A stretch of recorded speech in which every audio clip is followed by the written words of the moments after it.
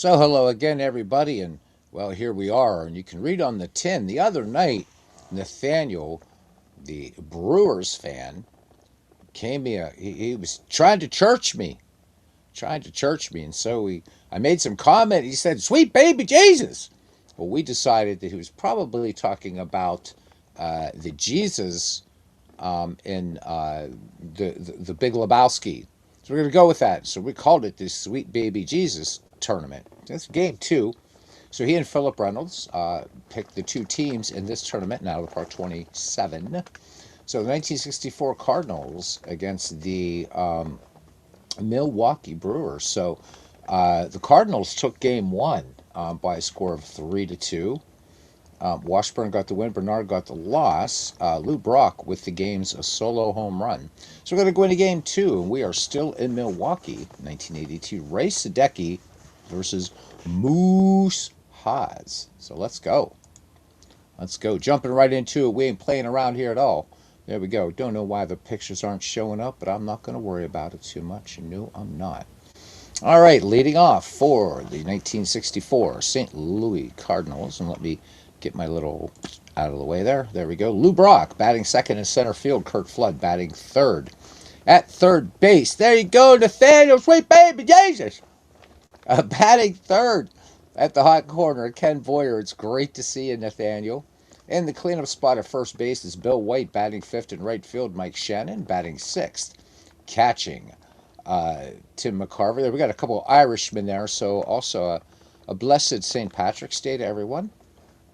Batting seventh at shortstop, Dick Grote, because today we're all Irish. Batting eighth at DH is going to be Bob Skinner. And batting ninth at second base, Julian Javier. So we turned on the DH when we're playing at home against these Milwaukee Brewers. All right, Ray Sadecki takes the mound. 20 wins, 11 losses, a 3.68 earned run average in 1964 with a 1.33 whip. All right, leading off for the hometown Milwaukee Brewers, Harvey's Wallbangers. At third base, Hall of Famer Paul Molitor. Batting second at second base, Jim Gantner. Batting third, shortstop, Robin Yount. Another one of those Huffers, huh? Batting fourth and DHing is Don Money. And there is Tim, Tribe Fan 879, Clee Baseball Fan 879, doing a great project. Roberto Clemente, The Road to 3000, using a Strat. So check it out. Batting fifth at first base, Cecil Cooper. Batting sixth, center fielder Gorman Thomas. Batting seventh, left field, Ben Ogilvie. Batting eighth and catching, Ted Simmons. And batting ninth in right field, Mark Brewer. Moose Haas will take the hill for the 1982 Brewers. 11 wins, 8 losses, a 4.47 earned run average, and a whip of 1.40. So let's go to the ballpark. We're on our way to Milwaukee County Stadium. We are. So there we go. Oh, there we go. There we go. I already hear the crowd. And again, don't know why. It must be when I set this up, I didn't have the picture thingy or whatever. Because in last night's 1968 game, everybody showed up just fine. So we're going to pretend it's just a little bug, and we're going to go with it. All right, so starting defense in left field, Ben Ogilvie in center, Gorman Thomas, and in right, Mark Bruhard. At first base, Gold Glover, Cecil Cooper. At second base, Jim Gantner.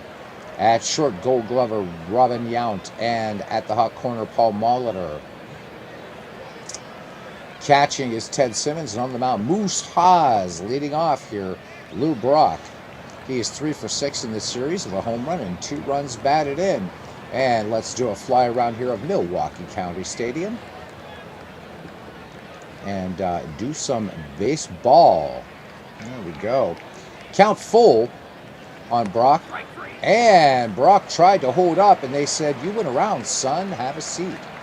So 1 up, 1 down. Haas picking up the strikeout, and here's Kurt Flood. Kurt Flood 2 for 5 in our series. 0-2 pitching away. Thanks for coming in tonight, guys. And Flood swings. This little tapper back to the mound. Flood ripping down the line, and a bad throw there by Haas, and Flood is going to make it to second, and that should be an E1. Let's see. What do they say? Yes, indeed. So score that in E1. and Kurt Flood will move into scoring position thanks to the throwing error by Moose Haas. Here comes Ken Boyer. Ken Boyer hitting 3 for 6 in the game. 1-0 pitch on the way. Boyer lashes this one up the middle, base hit, and Ken Boyer's going to have himself an RBI. And just like that, the Cardinals draw first. They get a run on the board. Here comes Bill White batting with 1 down and a runner in scoring position. 0 for 5 for the Cardinals' first baseman. Here's the pitch, and the runner goes. Boyer going for 3, and he is safe. How about that? So Cardinals playing a little bit more aggressively here tonight, and Bill White back in the box. The count, no balls. 1 strike from the stretch, Moose Haas. And this one up the middle, will it get down? It will. No, it will not get down. Great play out there in center field by Gorman Thomas. Boyer, no way that he was going to come home on that one. Here's Mike Shannon now batting with 2 down. And the 1-2 pitch. Mike Shannon, big swing and a miss. So chasing one, it looks outside the strike zone, a slider. But the Cardinals with 1 run, and we go to the bottom of the first. The Cardinals won, and the Milwaukee Brewers coming to bat. Lou Brock in center field, Lou Brock in left field, Kurt Flood in center, Mike Shannon in right. At first base, Gold Glover Bill White, Kurt Flood out there, by the way, donning a Gold Glove. Julian Javier at second. At short, Dick Grote. At third base, Gold Glover Ken Boyer. Behind the dish, Tim McCarver, may his memory be eternal. And on the mound, the lefty Ray Sadecki. Leading off here, Paul Molitor 3 for 5 with an RBI. And the lefty ready to deal here. And the pitch, and Molitor rocks this one out to center field, but Kurt Flood has it in his sights and makes the grab for out number 1. All right, here's Jim Gantner. 0 for 6 for the lefty matchup here. Gantner, that was a little bit of an attempt to try to pull the bat back, and Sadecki bringing the changeup there. So quickly 2 down here in the Milwaukee first. And settling into plate is shortstop Robin Yount. Yount 1 for 6. The count 1-1 on Yount. Swung on, and this one drilled into the gap in left center field off the top of the wall. And Robin Yount is going to have himself a 2-out, 2-batter. So Milwaukee with a chance to even things up. Here's Don Money. He is 1 for 6 in the tournament. 3-0 pitch. Don Money will take inside, ball 4. So Sadecki not liking the call, thinking his changeup was painting the corner, but the umpire just brushes off the plate. All right, 2 on, 2 down for Milwaukee brings up the dangerous Cecil Cooper, and he is 1 for 6. Sadecki brings it home. The count full. Cooper swings. This one line drive center field, but right into the glove of Kurt Flood. So the Milwaukee Brewers strand 2. We go to the bottom or the top of the second inning. The Cardinals 1, the Brewers 0. And basement box scores. Mark Unger is in the ballpark. He says, haven't played this game for a few versions. Graphics have gotten even better. Yeah, it's just been better in every way. It's incredible what this game is doing now. All right, Haas to face McCarver, Grote, and Skinner. Hope is all is well with you, Mark, as I'm tripping over my syllabic attempts at English. 0-1 pitch on the way now. Cut on by McCarver. This one popped up the chimney into no man's land. And making the grab is Ted Simmons just off the bump. 1 up, 1 down now for Dick Grote. 1 for 6. Count, no balls, 2 strikes on Grote. Swung on, hard grounder to third, plenty of time. Molitor fires the strike on to Cecil Cooper for the 5-3 putouts. A 2 up, 2 down here. And we got another bucko up. There's Bob Skinner, former bucko. 1-1 pitch on the way to Skinner. Swung on, routine grounder to second, and gobbling that bad boy up and making the bad throw. Skinner's going to go to second. Call that one an E4 as Jim Gantner with the little lob after the dive at first, and this one gets past Cecil Cooper. So here we go. You don't want to give these Cardinals any ground. Here's Julian Javier now, the bottom of the order. Nothing for 3. 0-2 pitch. Javier swings, and this one hit hard to left field. Backing up toward the track on his horse, Ben Ogilvy brings it down. So the error does not bite the Milwaukee Brewers in the proverbial arse. And we will go to the bottom of the second. Again, a blessed St. Patrick's Day to everyone.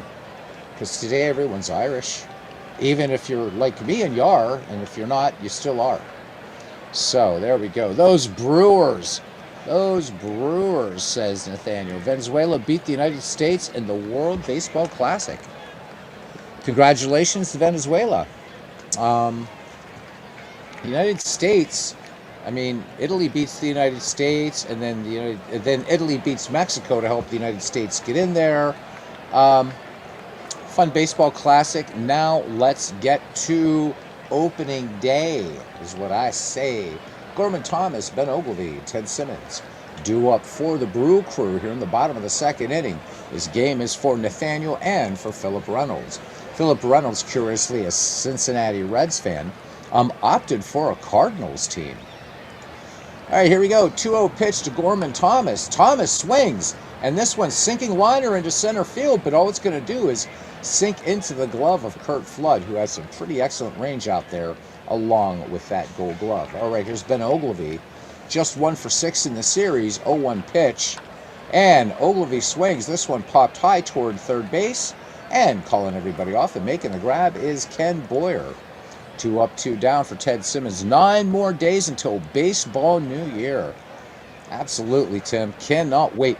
I think we have to have a pre-baseball season chin wag is what I think we got to do. Sorry for the sound to cut out, but I had to turn on the comments or pop them out here because I'm using a small monitor to monitor and a big monitor to play, or bigger monitor. Opening day can't come soon enough. Agree with that sentiment always. 365, the day after the World Series, I'm ready for opening day, Nathaniel. If it was up to me and I was president of the world, baseball would be 365, my friend. We'd still allow the American football fans and basketball and hockey guys, but it's got to be baseball, baby. It's the true faith. Ted Simmons having a great series, 4 for 5 thus far. Sadecki studies the sign, now has one he likes from Mr. McCarver. The wind and the 1-2 pitch. Ted Simmons, swing, batter, swing and a miss. So 1, 2, 3, go the Brewers. We go to the top of the third, 1-0 Cardinals. Cardinals lead the series 1-0. Back at the top of the order, Lou Brock, 0 for 1. 0-1 pitch coming into Lou Brock. Brock swings, and this one hammered out to right field, back toward the track, and just short of it is Mark Bruhard, bringing it down into the leather. So 1 away now for Curt Flood. He is 0 for 1.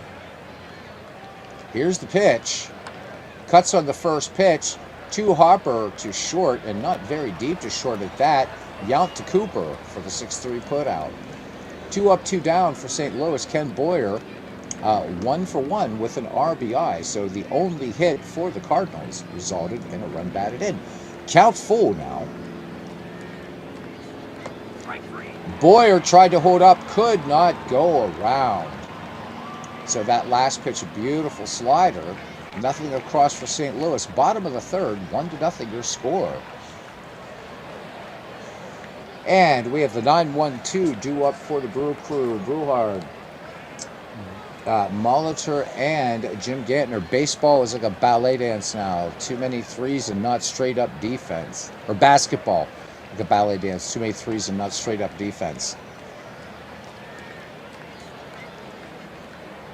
All right, so Mark Bruhard. So when I was a kid, we used to play, what was the game in basketball? Because like when we couldn't get all the playground shoveled off to play baseball, because we played baseball in the winter. Even when I was in college, my buddy and I, we would get up wiffle games in the snow. It was a blast. But we used to play this basketball game. I think it was called Horse. Is that what it was? And you kind of went around the key, and you had to like go at different points and try to make shots and stuff like that. So I kind of liked that. That was fun. I think it was called Horse. If I'm wrong, please let me know. All right, Breward, nothing for 4. And here's the pitch. Swung on. High fly ball, shallow center. Ranging over to his left is Kirk Flood. Kirk Flood, a veritable Hoover out there. So it's called Horse. Thanks, Nathaniel. Appreciate you, man. All right, here's Paul Molitor now. We're back at the top of the Milwaukee order here. Bottom of the 3rd. 1-2 the count on Molitor. Swung on and liner into right field. Base hit. Tying run on now for Milwaukee. It brings up Jim Gantner, who's nothing for 1. Jim Gantner, 0 for 7 overall. Here's the pitch. Gantner swings, soft liner to short. And getting back to first is Paul Molitor. So 2 away for Robin Yount. Robin Yount with a hit in this game. So Milwaukee with 2 and 2 errors. Here's the pitch. Doubled his last time up, and Yount's going to dump this one over second and into center and going to third. Mike Shannon with a throw, but Molitor in there, so runners at the corners. Yeah, you'd make a shot from a certain part of the court, or make it a layup and call swish, and if the other guy couldn't duplicate it, he got a letter. Nice, yes. That was a lot of fun. It really, really was. Mark, hopefully all's going well with the show, and you're continuing to break limbs, as it were. Don Money batting with runners at the corners and 2 away. 1-1 pitch, and he tattoos this one to right, but over there is Mike Shannon and makes the grab. So once again, the Milwaukee Brewers turned away. We go to the top of the 4th, 1-0 in favor of the Cardinals. Bill White, Mike Shannon, Tim McCarver do up for the Redbirds of St. Louis. Bill White in the game, 0 for 1. 3-1 pitch, working the count, and dumps this 3-1 pitch right into the glove of Mark Brewer, making a nice hustle out there in right field. All right, here's Mike Shannon, 0 for 1. Count full on Shannon, the 1, and the pitch. Shannon swings up the middle, base hit. So here come the Cardinals. Shannon making a wide turn at first, and he's going to hold. So staying with that slider, sending it where it needs to be. All right, here is Tim McCarver, 0 for 1. McCarver overall with a run batted in this series, 2 for 7. 3-1 pitch, McCarver working the count deep, and forget it, baby, because Gorman Tomlin has it. We got 2 excellent center fielders in this series, Gorman Thomas and Kurt Flood. All right, Dick Grote bats with 2 down. He is 0 for 1. And there goes the runner, Mike Shannon off, and Mike Shannon in there. So the Cardinals giving us a preview of what they will become later, the running Redbirds. They're my second favorite franchise after the Pirates, the St. Louis Cardinals. So once the Pirates are definitely out of it, then I'm pushing for the Cardinals. But this year, don't think I'll be rooting for the Cardinals. Pirates are looking pretty strong so far. But again, spring training.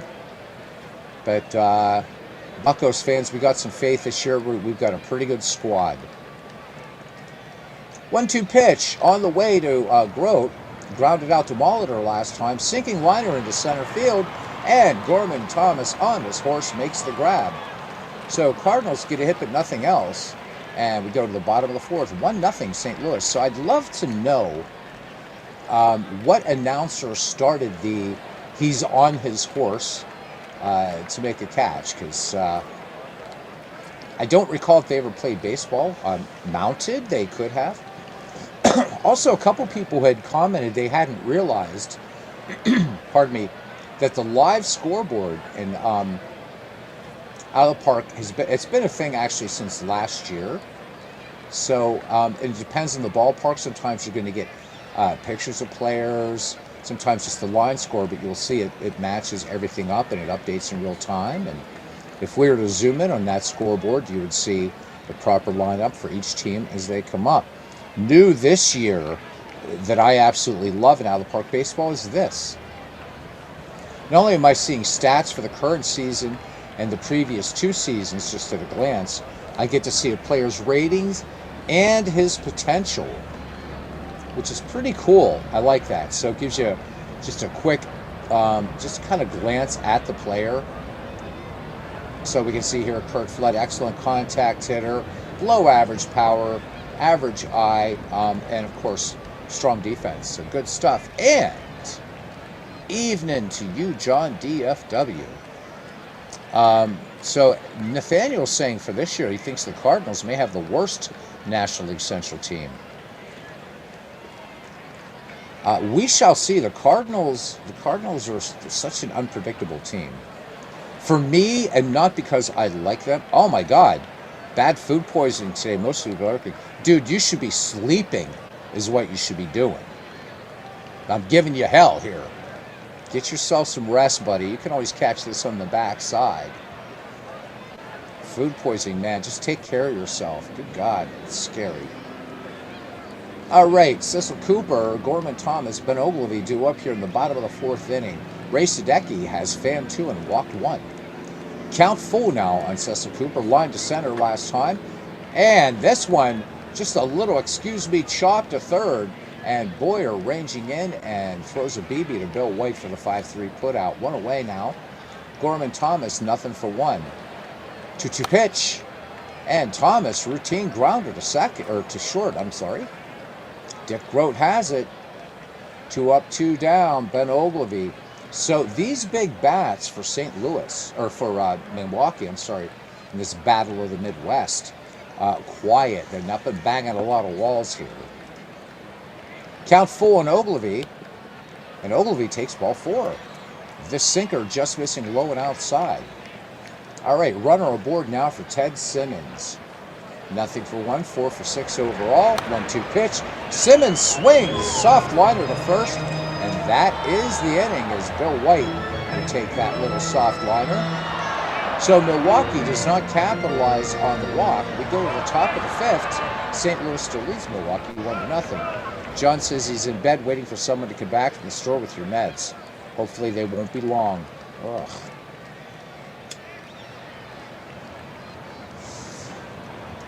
And hydrate, brother. Hydrate, hydrate, hydrate. All right. Bob Skinner, Julian Javier, and back to the top of the order, Lou Brock for the 64 cards. Moose Haas with 3 strikeouts, no walks. So 1-0 game here. So far, 3 hits for the Brewers, 2 for the Cards. Count full on Bob Skinner. Oh, that was wicked. Fastball that caught the inside corner for a called strike 3.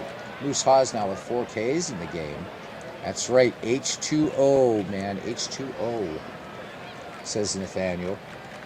All right, so Javier, nothing for 1.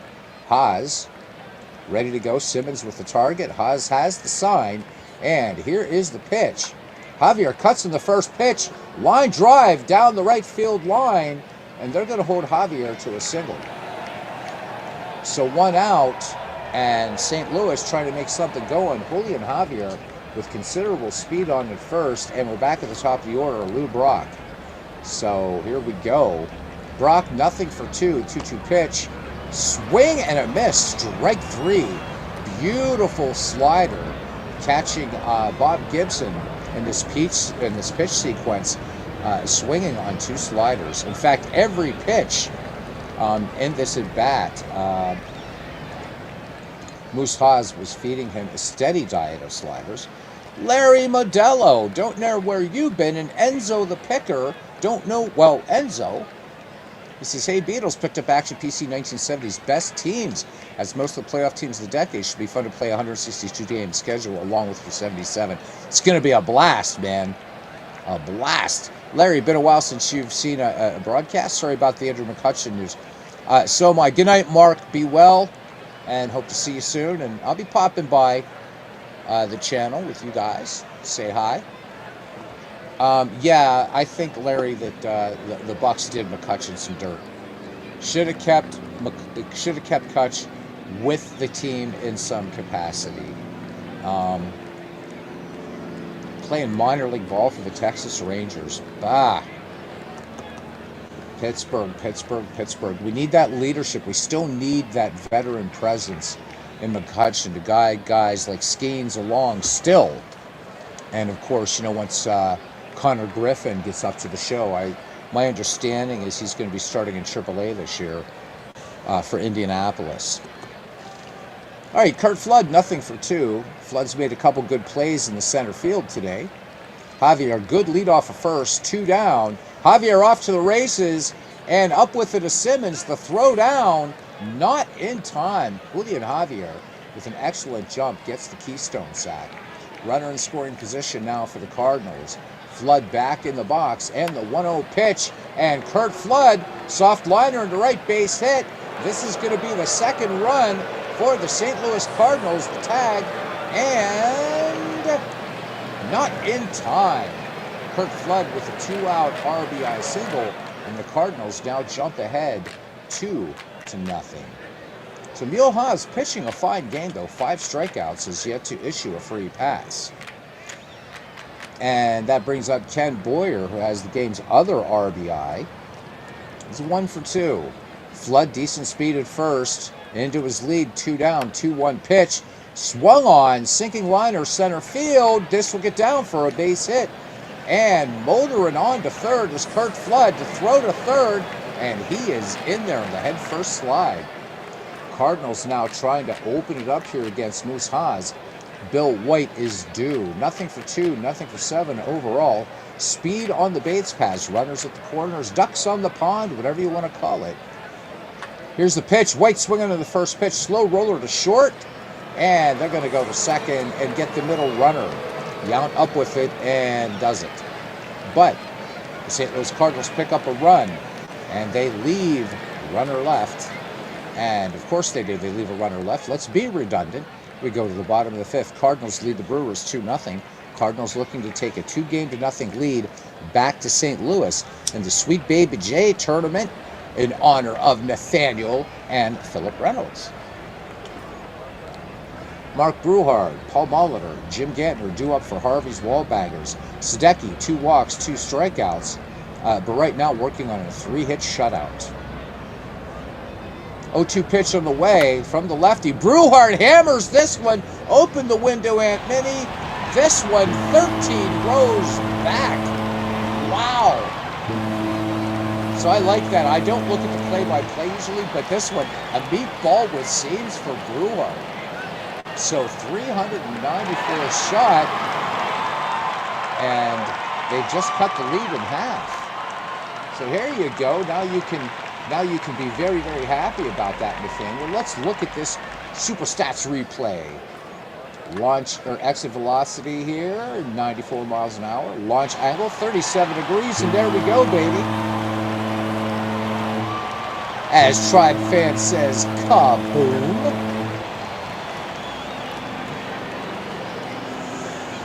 All right, so Bruhard taking Sadecki downtown and showing him the sights. Nobody out. We're back at the top of the order for Milwaukee and Paul Molitor. Hall of Famer, 1 for 2. Sadecki shaking off McCarver. Now has a sign he likes. 0-1 pitch. Molitor cuts on this one. Slashed up the middle. Base hit. So here come the Brew Crew. Harvey's Wallbangers waking up. I can hear Nathaniel out there. Nathaniel out in the third base grandstands. All right, here's Jim Gantner. Jim Gantner is overdue. So right now, St. Louis needs to be watching Molitor. Incredible speed and nobody out. Here's the pitch. Runner goes, and they get the bunt down. Little dead ball action here. Bang, bang play at first, but Gantner gets the job done. Good jump there by Molitor. Good play for Milwaukee. So I love it when a heavy-hitting team plays some small ball. All right, here's Robin Yount. Perfect 2 for 2 today. Tying run is at second base for the Brewers. 1-0 pitch. Swung on. This one popped high in the infield, twisting toward the first base side and making that grab. For out number 2 is Bill White. Molitor remains at second. Here's Don Money. Nothing for 1. To count 1 and 2. Swing and a miss. Strike 3. Nice change up there, but the Brewers do pick up a run on the Mark Brewhard. Let's go downtown and check it out. 2-1 Cardinals lead as we head to the top of the 6th inning. Mike Shannon, Tim McCarver, Dick Groat due up for the 1964 St. Louis Cardinals. Mike Shannon 1 for 2 in the game. Singled his last time up to count 2-2. Shannon swings and rips this into right field. They're going to hold him to a base hit, though. So Shannon aboard as Breward plays it on the hop. Breaking news. Kim Jong-un has won. Oh, my God, I'm shocked. Really? Has won North Korea's parliamentary elections with 99.93% of the vote. So that 3/1000th% will be probably lashed to a cannon, as he did to his own uncle. Why, yeah, the 0.7% who voted. Good stuff. So Kim Jong-un, running as the underdog, pulls it out. What a squeaker. Wow, 99.93% of the vote. I'm sure he's wiping his fetid, lipid tissue effusing brow right now. Bah. You know, I've heard his sister's like way more dangerous than he. Yeah. The 0.07% who voted for someone else have not been able to reach for comments. Oh, man.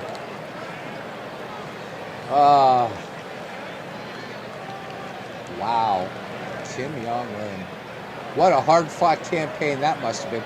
I heard he actually did get up one afternoon, and I think he made a speech at Pyongyang. So there you go. That is, people talk about Kamala Harris's 178 campaign. Kim Jong-un, man, come on.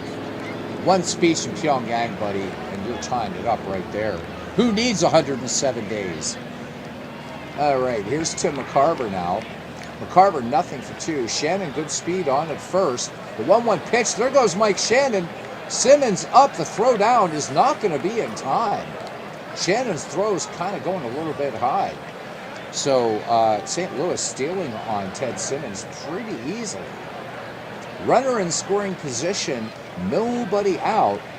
And the count 1-2 on Tim McCarver. McCarver's going to put this one right into the glove. Line drive to Ben Ogilvy.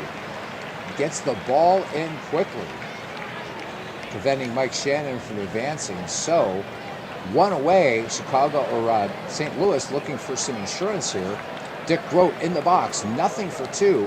Swinging on the first pitch, grounder deep to short, and looking the runner back, and it's going to be a bad throw anyhow. Oh my goodness gracious. Robin Yount, possibly costly throw. Score that E6. 2 in scoring position, 1 down. Robin Yount. Moose Haas having to work out of a stretch now against Bob Skinner, who is nothing for 2. First base open, Julian Javier on deck.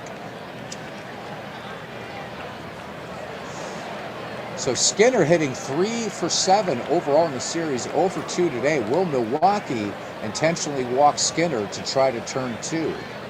Count full. That is not what's going to happen. Dumped into left, base hit, and Skinner has himself an RBI single, and the Cardinals increase their lead here in the top of the 6th. It's 3-1. Runners at the corners, and corners playing in for Julian Javier is 1 for 2 with a stolen base today. Moose Haas working from the stretch, and the 0-1 pitch. This one ripped up the middle. Base hit. Julian Javier with an RBI single. Dick Groat will come in to score, and it is now 4-1 Cardinals. Not looking pretty, gentlemen, in the top of the 6th inning. Back at the top of the order, the great Lou Brock. So Lou Brock's 1 hit in the series came in game 1, and that was a 2-run homer. 1-2 pitch, and Brock, little bouncer to short. Yount makes sure he has the handle on the ball that time and goes to first. All right, 6-3 putout, 2 in scoring position, 2 down. Kurt Flood, 1 for 3 and RBI in this game. The 1-1 pitch from the stretch. This one grounded hard to second, on to first by Paul Molitor. And Cooper able to reach up and pull it down. But the Cardinals, 2 runs, 3 hits, 1 error, and 2 left in scoring position. St. Louis leads Milwaukee 4-1 as we go to the home half of the 6th inning. Cecil Cooper, Gorman Thomas, Ben Ogilvie due up for Harvey's wall bangers. So 1 run for these wall bangers by the right fielder, Mark Brewer. Due up 5th in the inning. Sadecki deals the 1-2 pitch. Cooper grounded to third last time up. And Cooper slams this one high, deep, and open the window, Aunt Minnie. It's out of here. So just like that, the Milwaukee Brewers cut the St. Louis Cardinal lead in half. It's 4-2. That one almost needed a flight attendant.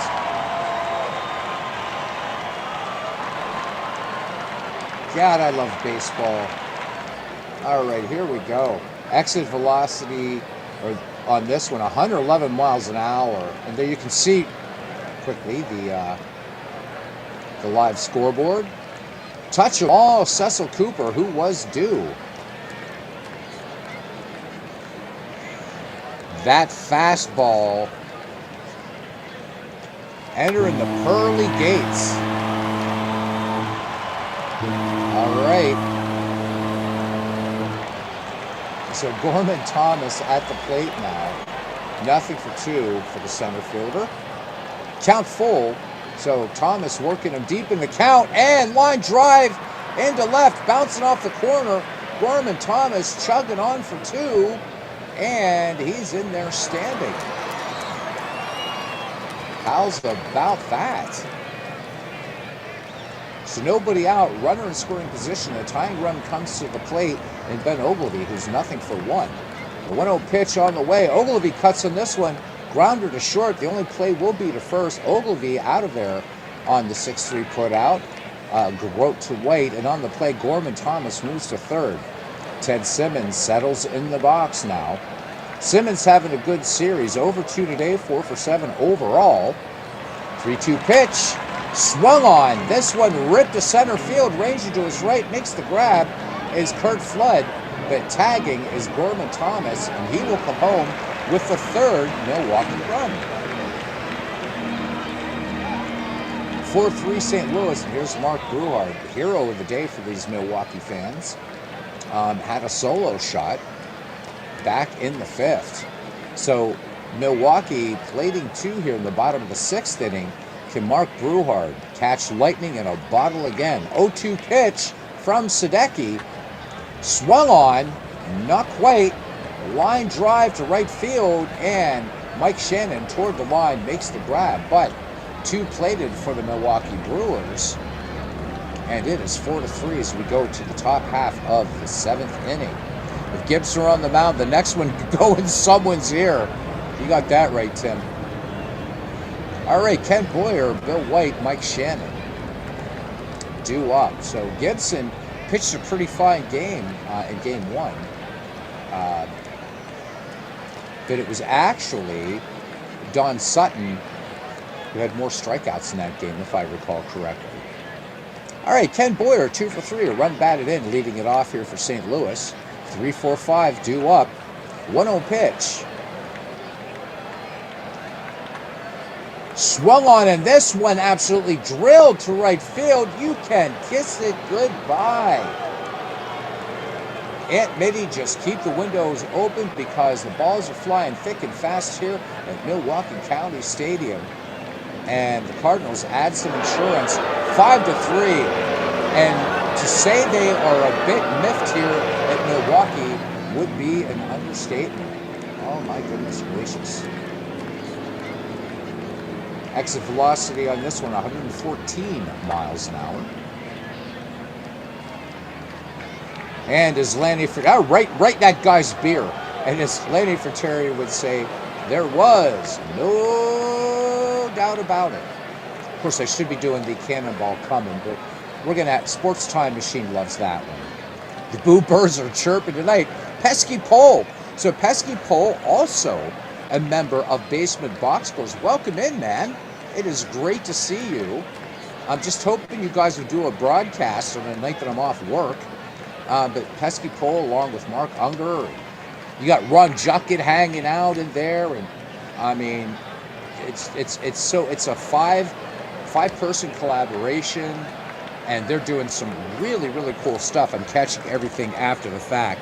So Pesky Pole, what an awesome channel. Subscribe to that, and also to Basement Box Scores if you guys haven't. Hope all is well, Pesky Pole.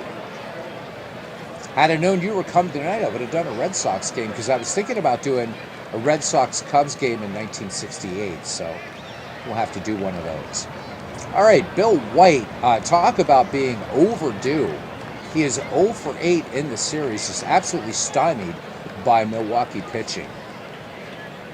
All right, Moose Haas rubbing up the ball, peers in, has the side from Ted Simmons. 1-1 pitch on the way to Bill White, grounded out his last time. And he's going to ground this one second. Nicely played there by Jim Gantner for the 4-3 putout. 1 down for Mike Shannon now. He is 2 for 3. Count full on Shannon. And this one way inside. Changeup missing. Shannon aboard with speed. Shannon with a stolen base in this game. Brings up Tim McCarver. Tim McCarver, nothing for 3. 1-1 pitch. Carver swings up the middle, base hit.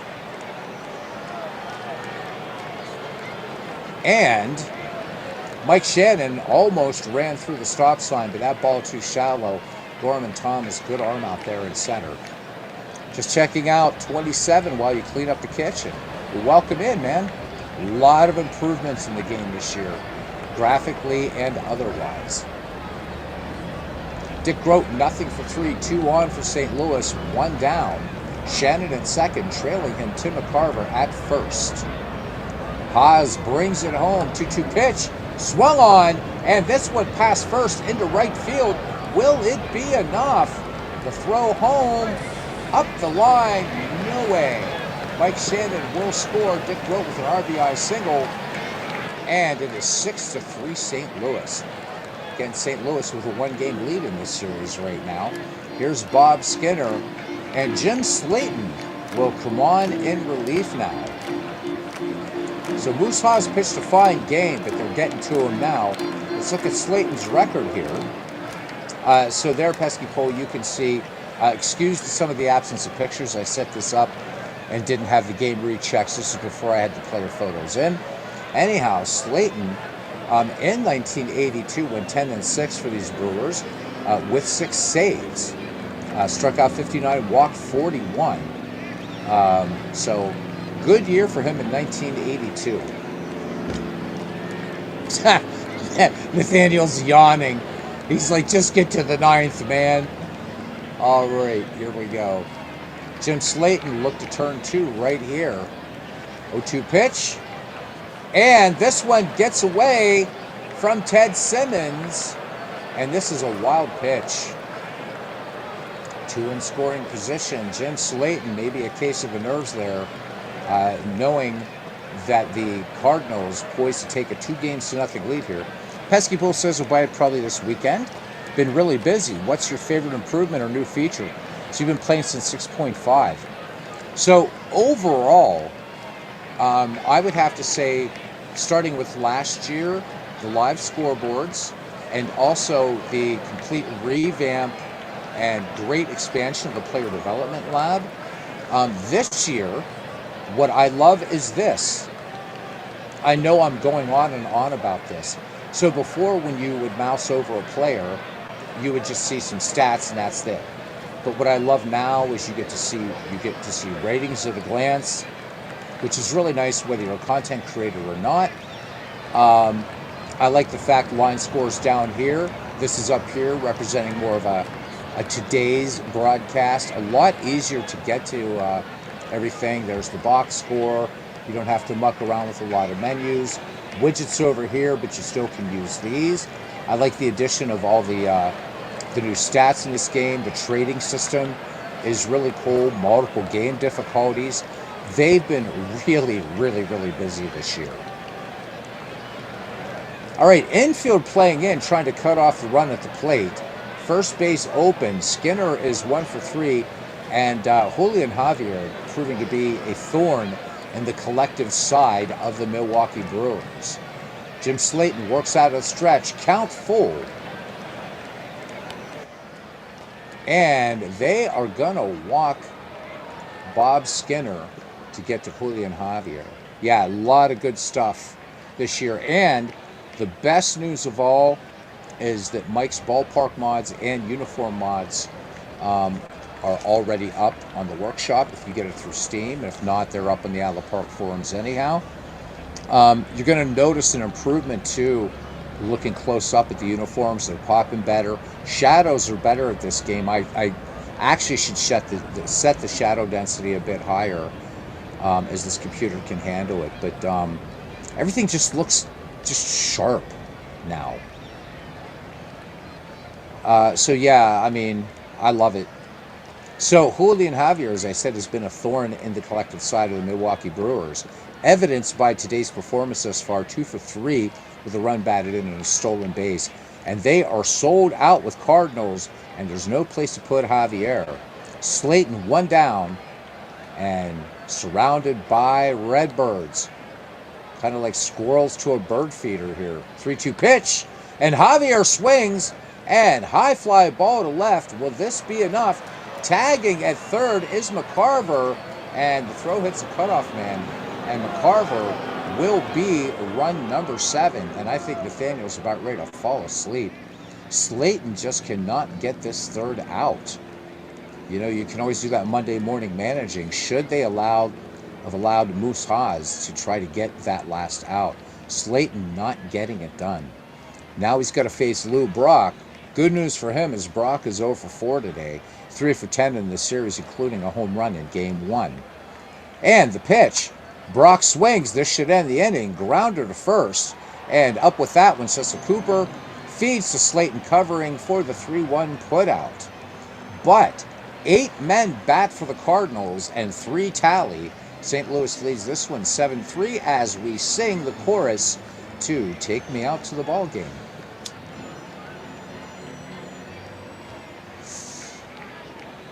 Real teams and fictional players in Outlet Park.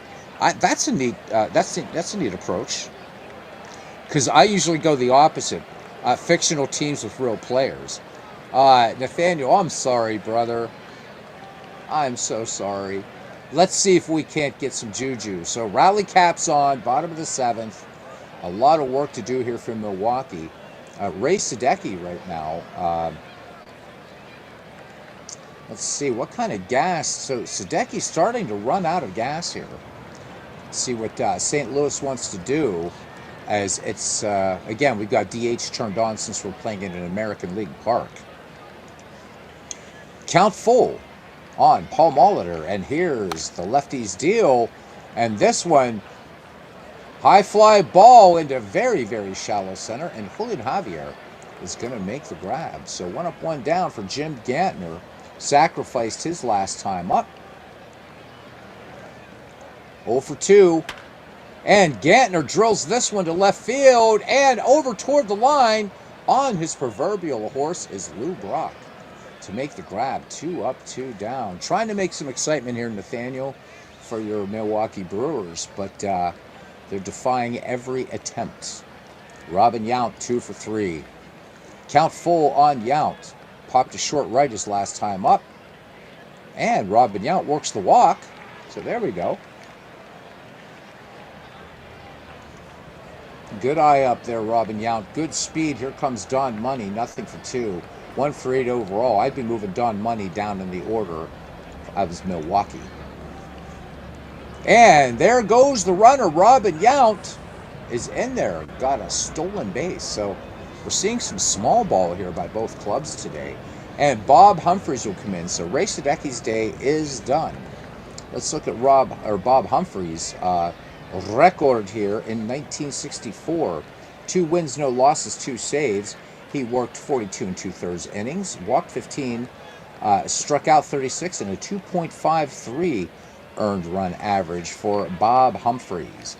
So we can see here pretty good stuff.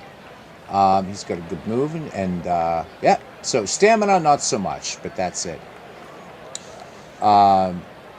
So yeah, Pesky Pole says to me the Brewers will always be American League. Same here, and even Nathaniel, a Brewers fan, is agreeing, and he says he misses the American League. Yeah, Bud Selig did some just yeah. I always felt the Brewers. Yeah, I mean they are. It's just American League team. Just to me, as the Houston Astros are a National League team. Ah, well, we can bemoan and wail, but we're not going to go back to those days, are we? All right. Runner in scoring position. So if Don Money can connect, he can bring, and I mean connect as in out of the park, bring him within two. But two down, and the 1-2 pitch. Humphreys ready to deal now to Don Money. Struck out his last time up, and struck out this time. And that slider gets him. No runs, no hits, and a runner left. We go to the top of the eighth. The St. Louis Cardinals lead the Milwaukee Brewers 7-3 in the Sweet Baby J tournament. Kurt Flood, Ken Boyer, Bill White, 2-3-4 due up for the 64 Cardinals. All right, Jim Slayton, they're allowing him to stay on in relief. 1-1 pitch on the way to Kurt Flood. Flood swings. This one, hard grounder out there to short. They say it's an easy roller. Didn't look so easy to me. Anyhow, Robin Yount collects it for the 6-3 putout. So 1 up, 1 down. And right now, they want a nice 1-2-3 inning, these Brewers, in the top of the eighth. They have not been gifted that for, I think the Cardinals went down in order in 1 inning in this game. Ken Boyer, what a great day he's having to the plate. 3 for 4. He even has himself a homer. 2 RBI. Slayton with the 1-0 pitch. And this time, hard grounder to third. Third baseman to third baseman. So let's call that one 5-5-3. All right, here's Bill White. Beyond overdue now. 0 for 9 in the series in the 1-2 pitch. And grab some pine, Mr. White. So how about it? St. Louis does indeed go in order. We go to the bottom of the eighth inning. 7-3 is your score. Don't start me. Don't get me started on that SOB.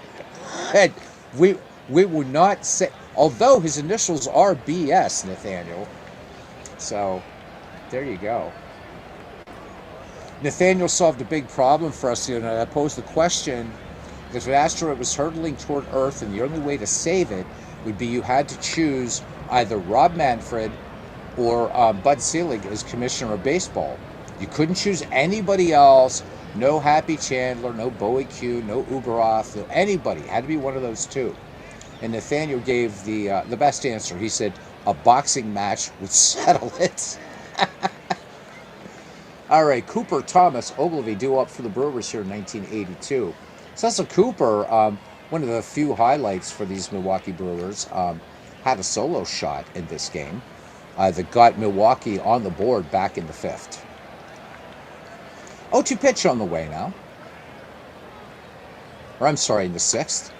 Swung on, and little twisting foul ball in the wind, and Julian Javier has it for out number 1.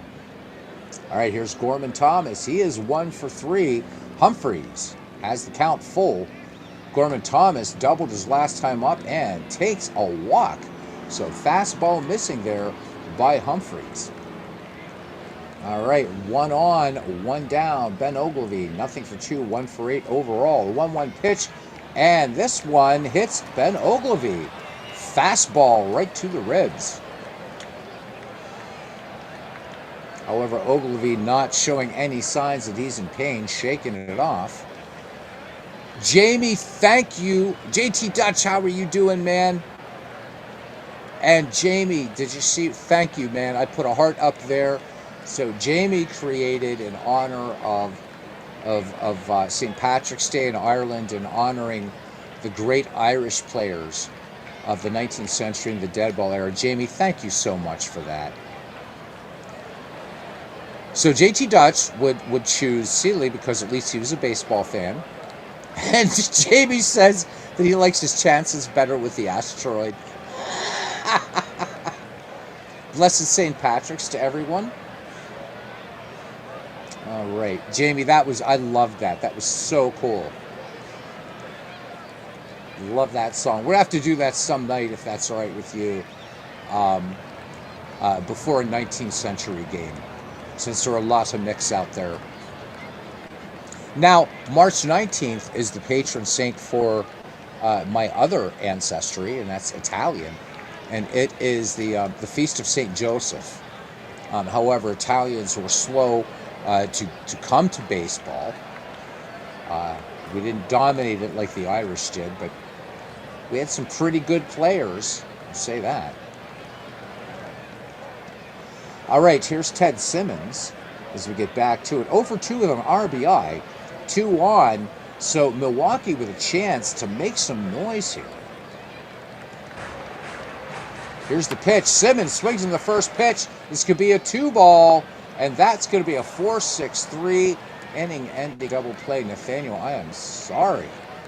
Oh, my God, no runs, no hits, 1 walk, and we go to the 9th. 7-3 St. Louis. They're already starting for the exits here in Milwaukee. Yeah, congratulations to Venezuela. They stuck it to the United States in the final. Most poetic justice. I know this, folks were talking about it was a crazy back and forth game. I was at work, couldn't catch it, but yeah, congrats to them. And I got to say, I'm very proud of Italy, what they did in this World Baseball Classic. But I'm ready for opening day, man. I am ready for opening day, some Major League Baseball. Let's get it done. I was really, really... Even your mushroom coffee is not keeping you awake. So I remember mushrooms, but they weren't for keeping you... Well, they were. Yeah, they were. Keeping you very sort of lucid in the sky with diamonds. Anyhow, here's Mike Shannon, Tim Carver, Dick Rowe. Italy did very well for sure. Yeah. So, and they caught their little thing too, right? So, what was the comment? I forget who made the comment for Team Italia, the two Team USA. And he said, we thought about you guys sitting in the hotel room. So they beat Mexico. And I mean, Italy did have some, there's some major leaguers on that team, obviously. And of course, Francisco Cervelli, former Pittsburgh Pirate, a very important part of the Italian Baseball Federation. While Italy is always going to be a football country, and by football I mean soccer, baseball's taking hold in Italy. Let's learn about drogas esta noche, says Nathaniel. Okay. Well, we've already had so many discussions about PEDs and all that kind of stuff, but you're talking about mushroom coffee, and my mind went somewhere. So, this is not a kids-rated channel, but if one comes across here, kids, of course, I was talking about portobello mushrooms and how when you broil them, really nice, put some mozzarella, and you're good to go. All right, 2 minutes left to St. Patrick's Day. And Jim Slayton deals, stays on in relief. 1-1 pitch to Mike Shannon. And Shannon, soft liner to third. And Paul Molitor will hoover that one up. And here's Tim McCarver. 1 for 4. Count full. Got to speed up the game. McCarver swings. 1 hopper to third. And it's the Paul Molitor show.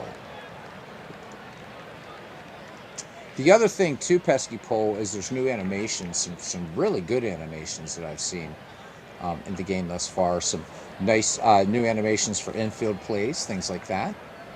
A couple things I've noticed that they're doing a lot of high throws to third, that they're making the out, but I think they need to tone that frequency down. Somebody like Paul Molitor is not going to be, just on the cusp of a lot of throwing errors, so... hopefully out of the park we'll be working on that. I wish I could. You should, because they're yeah, okay, yeah. Who is this? Oh, from South Park. I wish I could do impersonations. We need Aaron Reed in here for that. Everything in moderation, absolutely. And here I am, a good Irish or half Irishman, and not even a wee drop today I had. What would me dear mum say?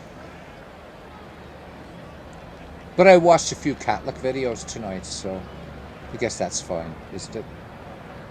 Mr. Mackey. There we go, Mr. Mackey. All right, Dick Grote in there.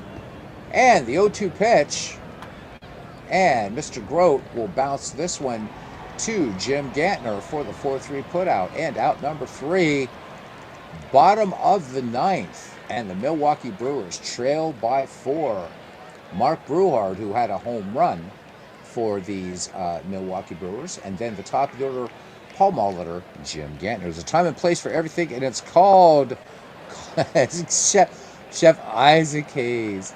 So Isaac Hayes, man. Isaac Hayes was cool with South Park making fun of everybody else. Everybody else, man. Because they went after, Catholics, Protestants, Mormons, everybody. But when they went after Scientology, I guess he flipped the old Chrome Dome. Was not very happy about that.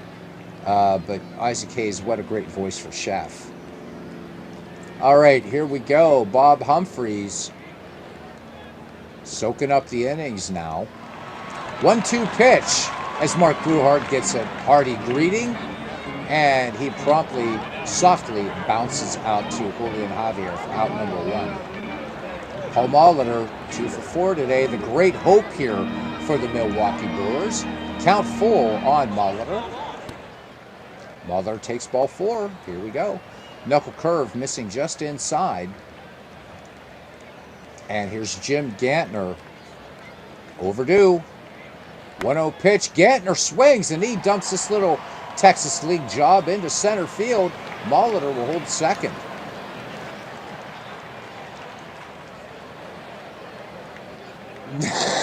You laughed and said my wife was fat.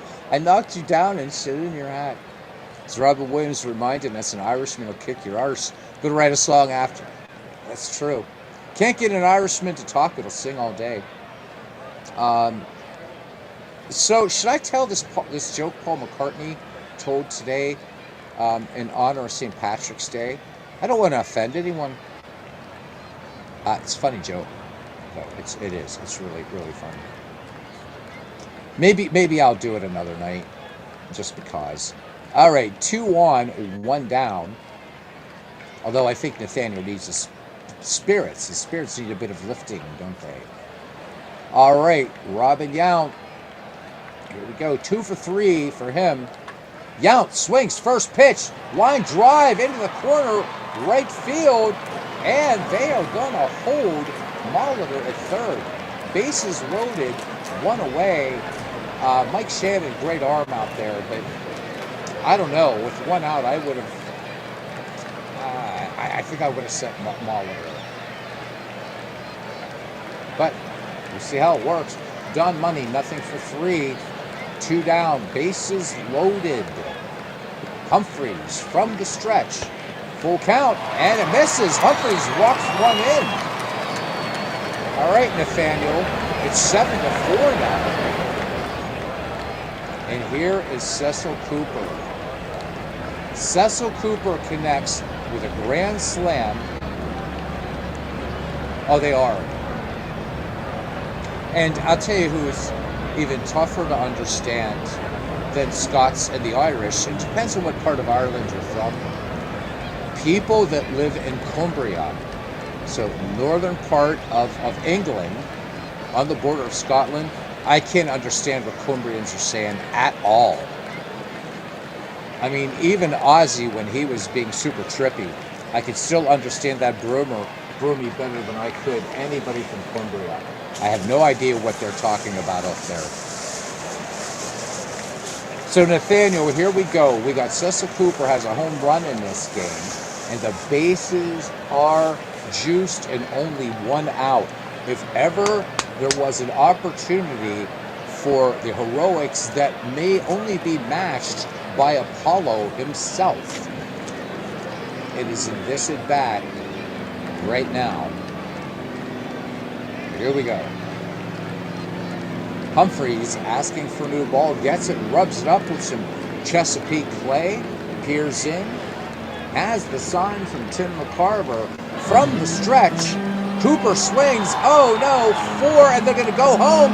High throw. And Javier, they do get Gantner.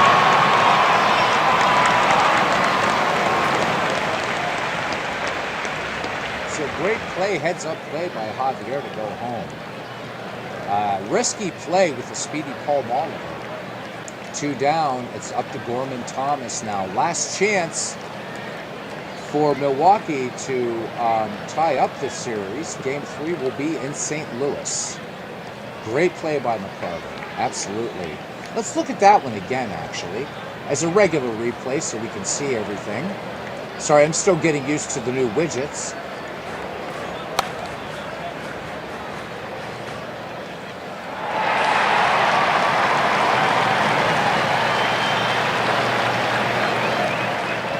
All right, here's Gorman Thomas. Let's not drag it out any longer. He's either going to do it or he ain't. 1-1 pitch. Swung on, grounder to third, and that's your ball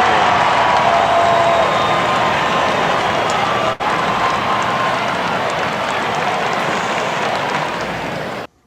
Let's recap it here. Boyer Cardinals sink Brewers again in Game 2.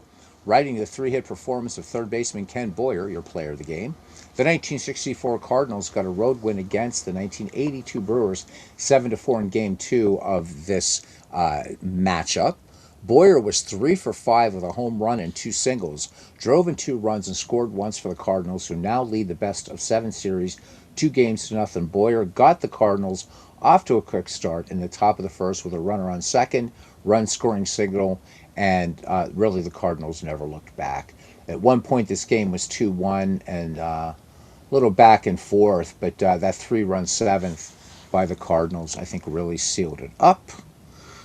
So when we return to this, it'll be Game 3. We'll be at Sportsman's Park in St. Louis, Missouri. So stolen bases today in the game. So Ken Boyer with a stolen base, Mike Shannon with 2 thefts, Julian Javier with 1 for the Cardinals, Robin Yount pilfered 1 for the Brewers.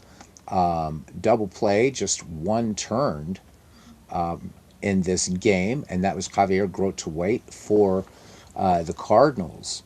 Errors, ouch, ouch, ouch. Errors by Moose Haas, Jim Gantner, and Robin Yount. And so 2 of the 7 runs against Milwaukee were unearned. Ray Sadecki gets the win, 6 2/3 pitched, 7 hits, 3 runs, all earned, 3 walks, 3 strikeouts, a 4.05 earned run average. Humphreys came in 2 1/3. He worked, gave up an earned run, walked 3, struck out 1.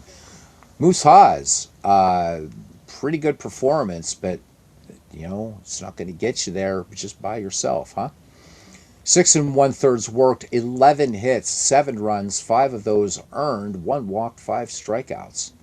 And Jim Slayton pitched 2 2/3 innings, walked 1 and struck out 1. And again, your player of the game is Ken Boyer. And we'll finish today and a travel day, and it will be Bob McClure versus Kurt Simmons in Game 3. And then Game 4 we'll have Vukovic versus Roger Craig, and then Game 5 will be a rematch of Game 1, Don Sutton versus Bob Gibson. And neither Gibson nor Sutton figured in the decision in Game 1. So the St. Louis Cardinals of 1964 with a 2-0 lead over the Milwaukee Brewers. Let's see if Milwaukee has better luck in St. Louis when we come back to this on another night. Do me a favor, Beatles, and show how you're supposed to set things up so that your picture face shows up. I will do that, and we're going to go to the 1968 thing, since that's where I've kind of got it set up. Actually, let me start from the beginning. We'll just load up another season, because it's going to be kind of silly to show it from here. So let's go to the start screen. We're just going to pick a season from baseball history. Let's make it an interesting one. New game. And let's go historical. And first one to pick a season, and please not like 1871 though, even though it's in the game. Somebody give me a season. First year up is the first one I'll use. And I'll show JT how to do this. All right. We'll wait because there is a 6 minute delay. Just any season. Give me something from 1901 to 2025. 1905, says Jamie. Composer of Irish tunes about baseball. So dead ball era, 1905. 1905. We do both. It's fine because you might need a review, JT. Okay, so blah blah blah. I'm just going to leave this in replay mode, strict replay. Boom. All right. So we're going to leave everything here untouched, except we're turning off the stupid financial settings because I don't care. I really don't care. All right. Let me set up the scouting. Boom. So when you guys are doing a season replay, do make sure that you have no scouting. All right, because that can really kind of screw things up. Scouting is 100% accurate by default. In every other mode, you can sort of play around with scouting. All right, now, JT, this is what you wanted to know. If you want face gen, and it says player pictures, leave it at all players if you want face gen. If you do not want face gen, go no fictional pictures. I don't know, JT. I always turn them off, so I really have no clue. I never ever use financials in this or any baseball game. I don't care about the price of beer or pretzels or hot dogs or peanuts. So depending upon what you want. So if I leave this at all players, it's going to use face gen. But I'm going to go to no fictional pictures. Okay, and I always you can leave coach pictures on if you want, doesn't matter. Okay, and the only thing that will happen here really is managers pictures. If I do no fictional pictures, a manager's picture will show up. But let's leave it at this. Okay, yeah, so you chose a no fictional, so you do want face gen. So yeah, if you do want face gen, just do all players. But I'm gonna do no fictional. In fact, I'm just going to do no fictional all the way around. Go to the next step. So do remember, you can't change that. Once that's done, you can't change that. Okay, 1905 replay. We'll just call it 19. Because I've been doing a lot of replays lately. I don't know what's going on. Auto save dynamic. My role is manager. Play commissioner mode, cannot be fired because I can't be arsed with it. Here I was born on the 15th, no, the 17th of March. There we go. 1875. How about it? The trading mode has been revamped, so if you guys want to mess with these are the new game difficulties. There are 4. I've just been playing on majors. Maybe we'll do something if I'm dealing with. So these have to do with how the AI does with your other teams if you enable trading and things like that. That's so. Don't confuse this with App of Baseball for Windows, where the difficulty is based upon you only have a limited number of time to make a decision as a manager in real time. This has to do more with how other clubs deal with you. Okay, next step. We're almost there.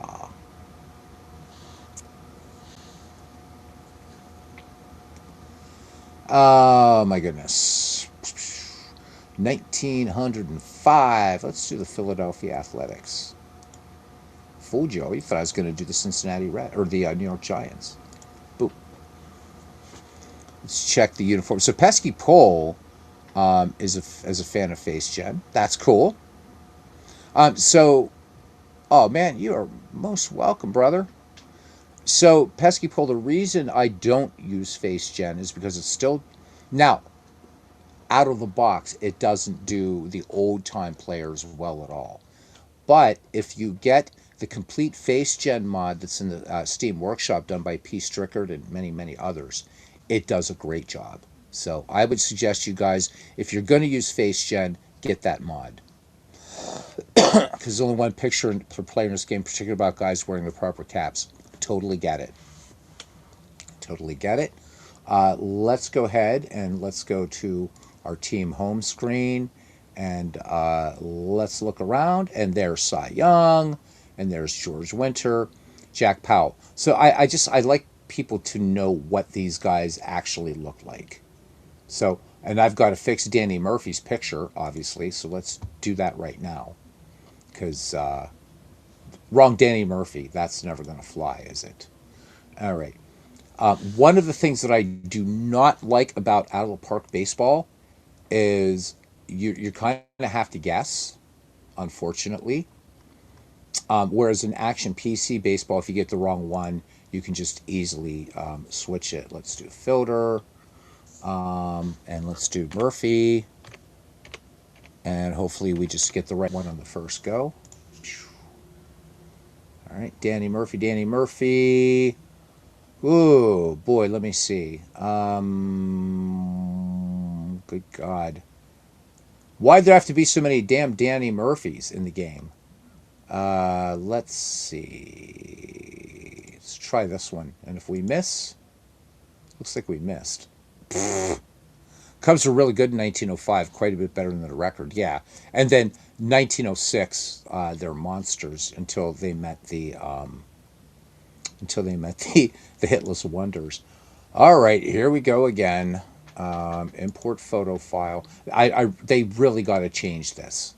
They got to change this because I don't know which Danny Murphy I'm picking. I'm really like just kind of guessing now at this point. So let's try Danny J. Murphy, maybe? Nope. Damn it. I'll change him later. I'll look around for him. Change him later. I have no idea. All right, one more time. One more time. Let's try one more time. I got to get it right. Jeez. So in action PC baseball, if I've got the wrong one, I can choose from multiple photo files. You can't in this. All right, let's try Danny Murphy C? No. Yeah, no, that's Chicago. So that's not going to be it. And that's going to be CC. Could we just try plain old Danny Murphy? Okay, frustration level high. Daniel Francis Murphy. Danny F. Murphy. All right, Daniel Francis Murphy. Do you think he's a bit Irish? Let's see if we can find a Danny F. Murphy then. And then I'll be happy. All right, so make sure to use filter or you're going to be flummoxed. All right, come on. Oh, there's no Daniel F. Murphy. What are you rotten bastards? All right, I'm going to be nice. Let's try. Because you can spell Murphy two ways. This is going to be wrong too, isn't it? Wait, do I even want to try this? Son of a bitch. So I'm gonna bitch about this in the forums, by the way. I don't even know which one of these I've tried. Let's try the CC. This is probably wrong too. Yeah, it is. It is. Son of a bitch. So, screw it. Auto reload picture. Yep, didn't happen. We'll figure it out later. Yeah, it is. This is the suckiest part of out of the park baseball, because that kind of kills the immersion. Boy, I wish I could just kind of. I wish you could either that or you could just like disable. What if I made it? Nah, it's not going to matter. I wish you could disable pictures for these guys, but you can't. The baseball card's not going to help. So it's just, yeah, see, it's just nothing. Fix it later. One day when I try Danny Murphy. Okay. You go away. Ugh. Especially on St. Patrick's Day. Should be able to get this right. All right, let's try Danny. How about it when we're going to do too many Dannys, but maybe I do Danny Murphy. Maybe it was just doing the Murphy thing. Let's see. Then maybe we get Daniel Francis, Father Mulcahy Murphy. Okay, we got 3 Danny Murphys. Let's try the first one. Okay, now I'm getting upset. I've got to look in here because there is one way to do it, which is the obvious way to do it. So let's go to C and program files. But they really got to change this, man. It's just not cool. We're A's gear today because of St. Patrick's Day. Hey, Phillip. So your Cardinals have a 2-game-to-nothing lead, by the way, in case you weren't around. Yeah, that's a good get. Well, Charles O'Finley would be very happy. I think he was slightly Irish as well. Photos. Da da da da da. Oh wait, I got to go to Steam apps first. Common. Out of the pack 27. Data. Photos, so we can get the right one. And I might not even have a picture of the actual Danny Murphy. All right, let's search photos. Wild card Murphy, because I don't want to be here all day. Geez, boy, there's a lot of Murphys in baseball. That's Larry. Okay, so, well, how about that? I got to go find a picture of Danny Murphy. That's what I've got to do. And there's no way to disable this, so I've just got to find a picture of Danny Murphy. Easy enough to do. I'll go on Baseball Reference and do that right now. How about that? So we would have been here all night. See that? Look, look. So we. Oh wait. Nah, see, because there's the other. That's Danny Murphy as a Cub, as I thought so. Oh wait, now that's Danny J Murphy. Ah. All right, that's it. I'm done mucking about. I'm done mucking about, lads. We're going to Baseball Reference. We're going to Baseball Reference because it has all our answers. I haven't done a Strat Max game in a while, man. I got to do a Strat Max game. All right, Danny Murphy. Yeah, Stathead. I know you're awesome. You're awesome.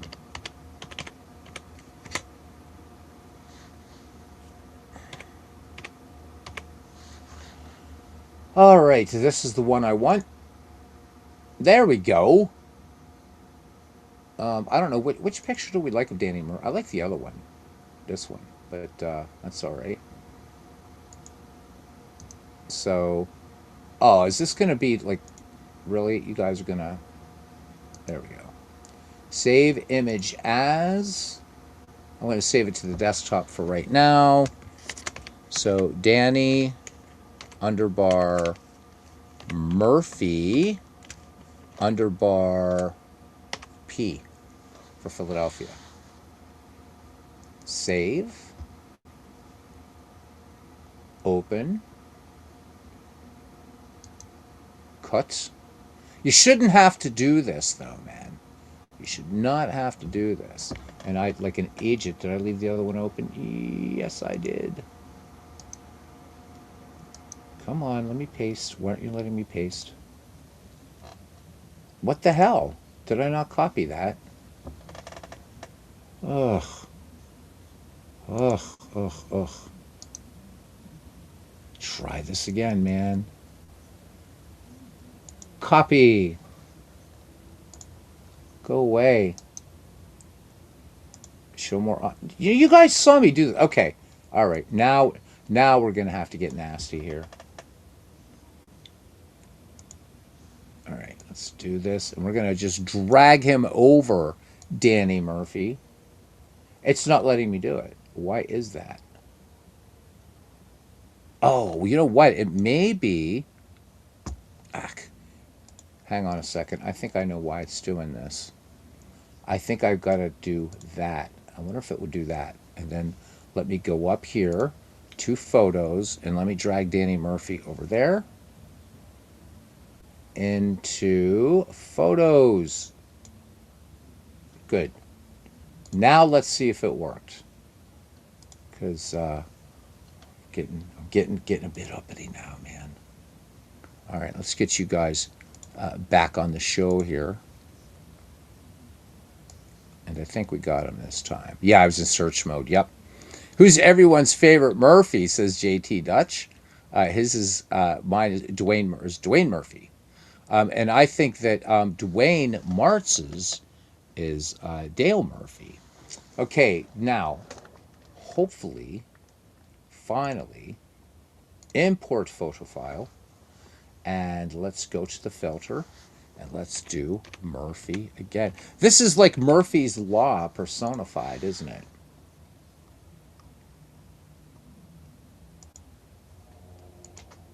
Okay, so that's really weird. Why is that not happening? That should have changed his picture.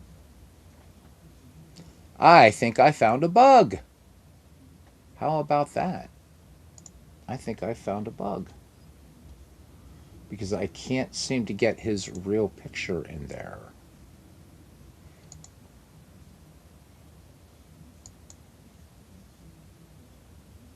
I wonder if I have to start.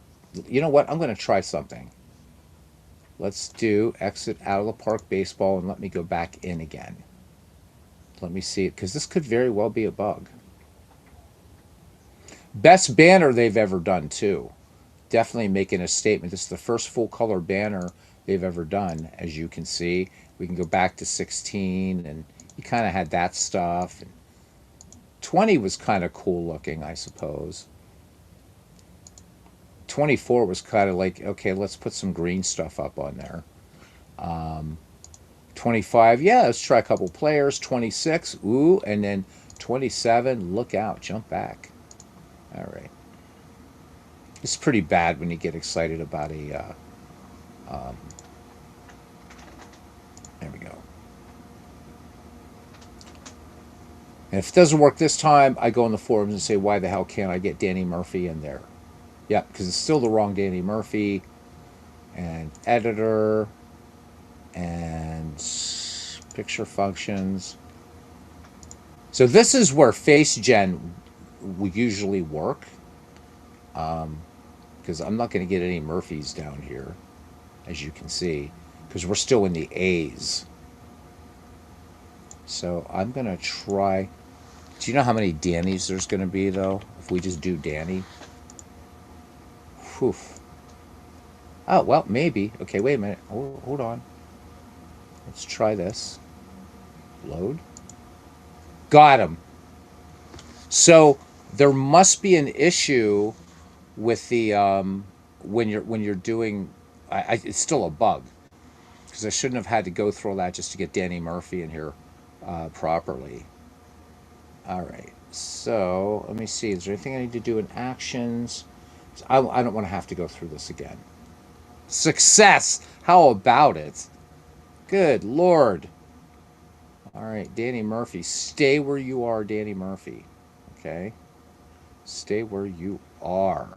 And let's save the damn game. All right, now let's muck about with some other teams and get back and make sure he still shows up. Let's look at the Chicago White Sox. Look at the lineups. So some of these guys, for some reason, oh my God, this is being really weird. I have to say though that I haven't updated my my picture file, so a lot of these guys could be missing. Yeah, that's what's going on. I have to update my picture file because I go in here and I go to FaceGen and I want no FaceGen. Ah, wait, no, don't want that. Don't want that. Want to turn that off. Let's see if that fixed things. This was never such a pain in the arse as it is this year, I will say that. But that's right. I'm glad I'm over here because I want to fix this too. I want all leagues. Oh, whoops. Yeah, all leagues. Same game logs. All leagues. All leagues. And generate highlights for all leagues because they're fun to watch.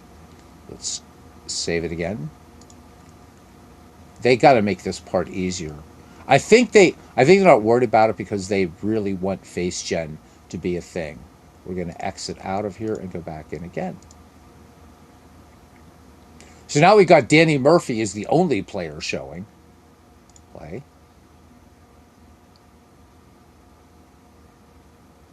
Okay, and play out of the park baseball and 1905. All right, I'm not worried about that. Let's go to Cleveland.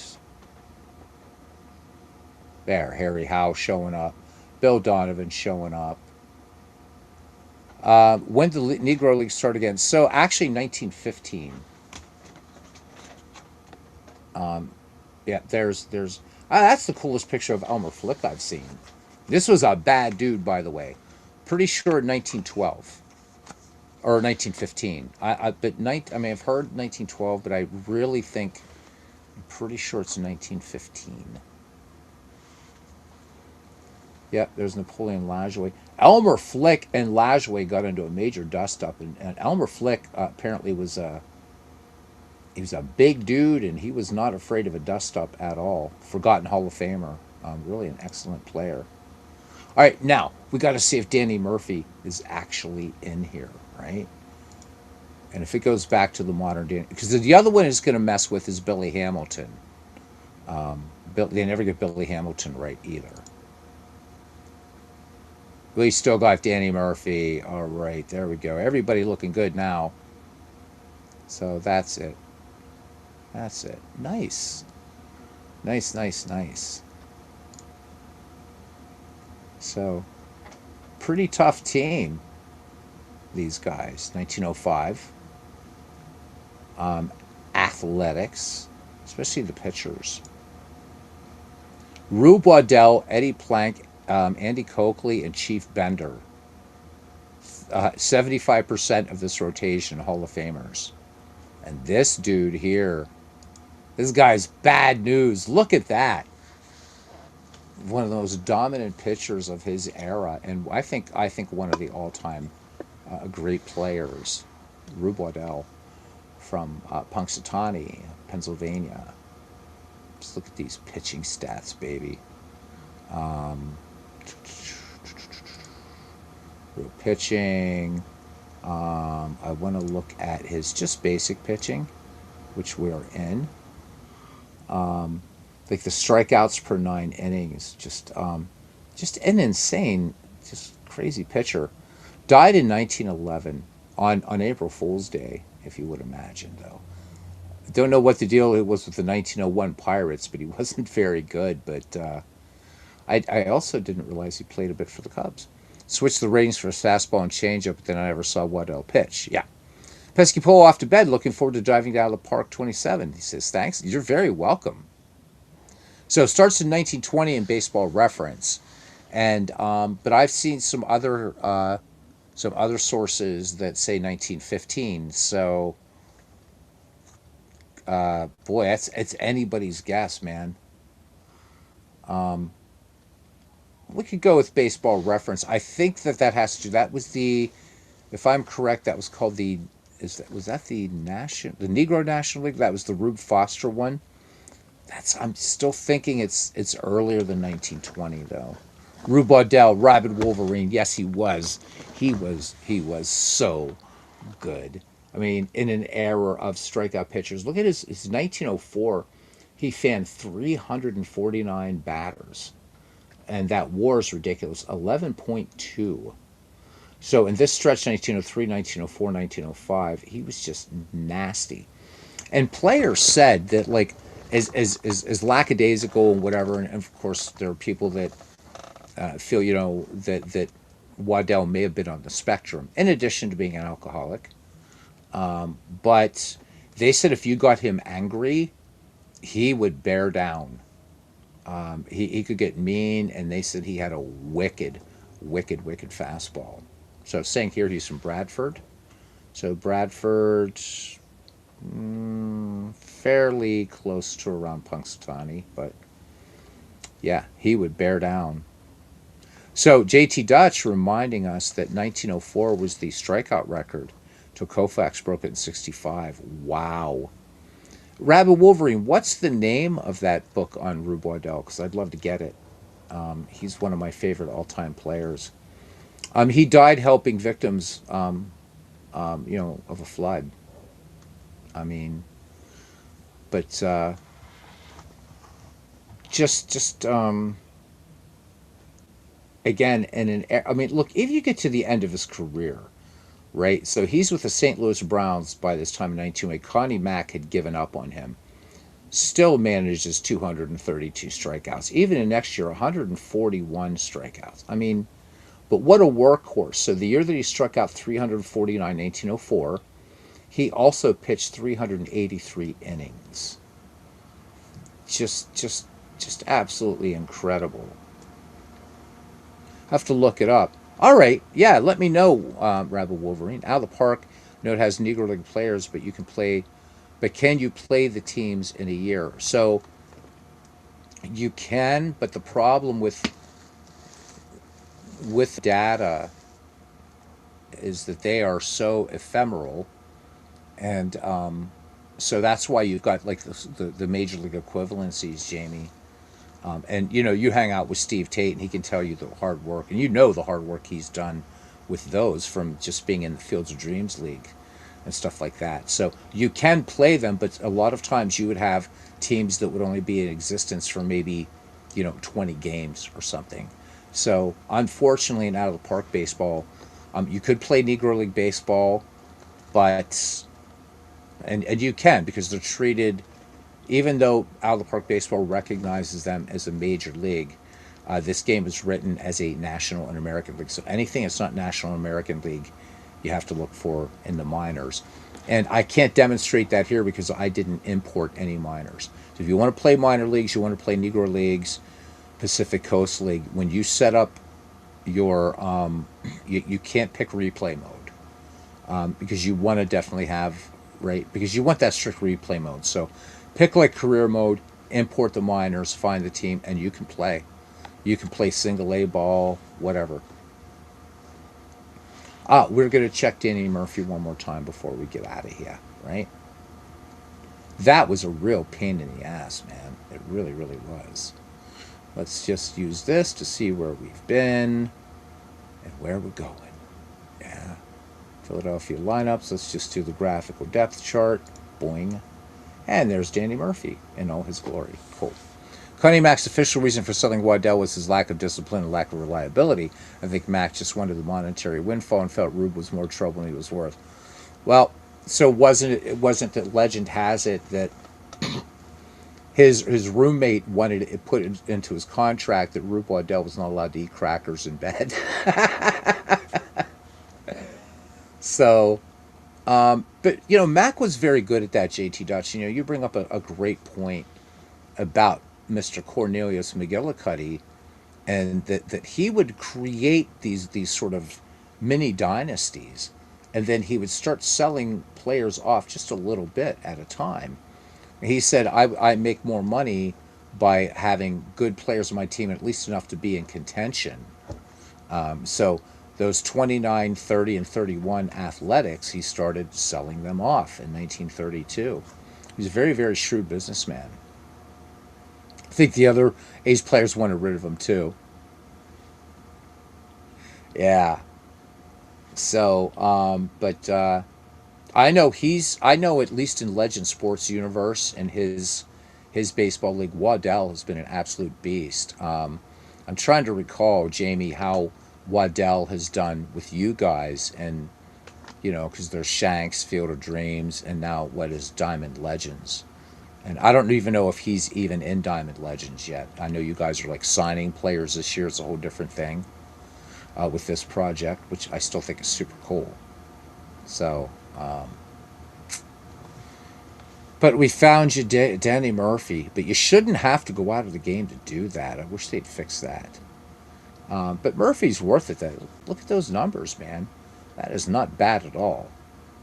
So, Danny, we're glad we found you. Oh, Danny boy. No, actually, you should never sing that because it was written by an Englishman.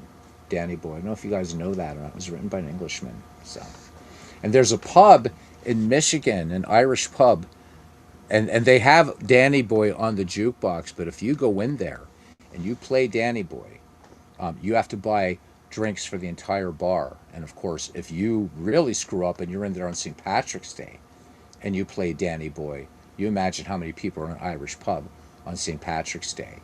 So don't ever go into an Irish pub and play Danny Boy. They'll get upset. Waddell was called the Southpaw due to his alcoholism.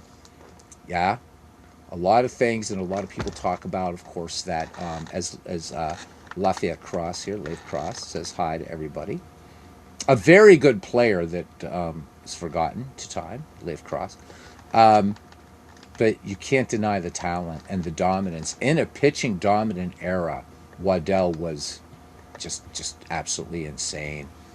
But this is a scary rotation here. I mean, Andy Coakley, the guy not known so well, just look at those ratings there for Coakley. Not bad, and he's not yet in full swing. But Chief Bender. I need a picture of Chief Bender, obviously. There's the Rube and powerful team. It'd be fun to play an exhibition with them against the Hitless Wonders, the 1906 White Sox. I think that'd be a fun little dead ball series to do. So, athletics, blah, blah, blah, blah, blah, blah, blah, blah, blah, home and settings. And we're going to just go ahead and look at the... we got to do uniforms. Got to do uniforms, see? Well, easy enough. Waddell also missed the 1905 series because he was clowning around and hurt himself. I would imagine that he is going to be a handful. He would have been a handful. But when you got an arm like that, you got talent like that, wow, how about it? Everything looks pretty good here for these guys. There's the Boston Americans. I like these jerseys that had the little laces up there. I also love the White Sox jerseys like that you see in 8 Men Out, and which is what the jerseys look like, those high sort of collars, the high black collars and stuff like that. I was going to get one time from the Cooperstown collection, but oh my God, their stuff's so expensive, There's the Bean Eaters. The Bean Eaters. What did my buckos look like in 1905? Yep, that's about right. We weren't black and gold yet. But I thought that I thought it said Pittsburgh. I thought we had Pittsburgh on there. I don't know. Anyhow, I'm just mucking about now. So, well, guys, that's it. But so JT, I'm glad I was able to show you that little. It's just quicker to kind of show you than to explain it.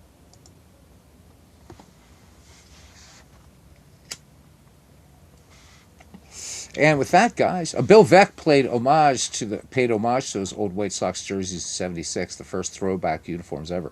They're great looking uniforms. First time I saw them was, of course, in the Field of Dreams movie. I'm like, man, that's a sharp looking jersey. And was going to order one from the Cooperstown collection, and I'm like, wow, $150? If I buy that, I'm not going to wear it. Take every opportunity to praise Bill Veeck. He was a legend. He was. And we were talking about those characters last night in baseball. And we need a Bill Veeck about now. We really, really do. What can we do about these socks? Are these the right socks for these guys? Yeah, they are. Just fancy. They just didn't do the stirrups yet. I'm being really super picky. Shouldn't be. So I'm glad that there's no names, no numbers. This is, of course, Mike's uniform line. A couple of those jerseys, they're both for Carlton Fisk with the number 72. Yeah, I like those old jerseys. It looks so cool. Just so cool. So, yeah, see, Mike got it right. I do remember seeing... Now, I don't know that it was the color blue. I've seen colorized pictures. But these were dark uniforms that they wore for a way. Let's look at the New York Giants. There's the Giants. Oh, and look at this. You have... It has the alt uniform for 1905. There it is. That's the one. So, Mike Silva. So, you got to love it. Mike Silva... So at the beginning of the 1905 season, you guys know, right? Giants refused to play the Boston Americans that 1904 series, and Opening day 1905, McGraw and everybody's marching out, and you can see it in the Ken Burns documentary, and they are raising a flag over the polo grounds. New York Giants, world champions, 1904, and they were wearing black uniforms, and they would wear black uniforms throughout the season. I think this was also the year of, what was his name? Charles Victory. JT, help me out here. What was his name? Remember, he was the guy that told McGraw, he said, I've got to come along with you guys because you're going to win the pennant. Da, da, da, da. It was Charles Victory Robinson, specifically for the World Series.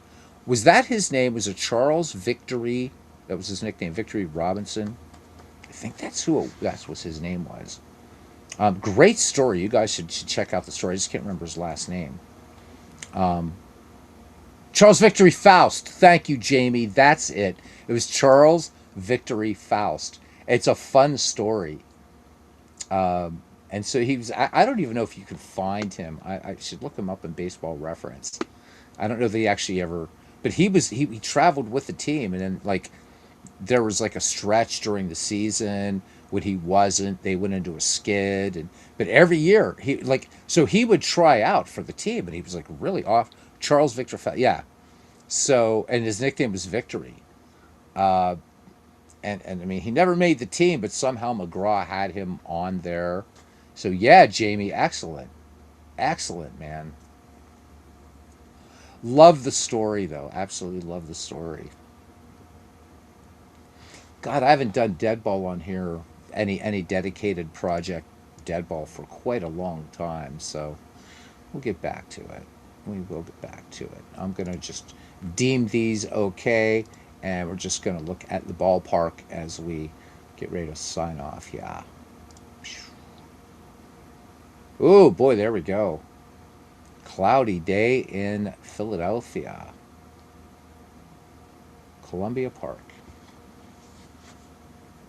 So, of course, Shibe, the first steel and concrete park, opened in April 1909, 2 months before Forbes. So here's what I don't know.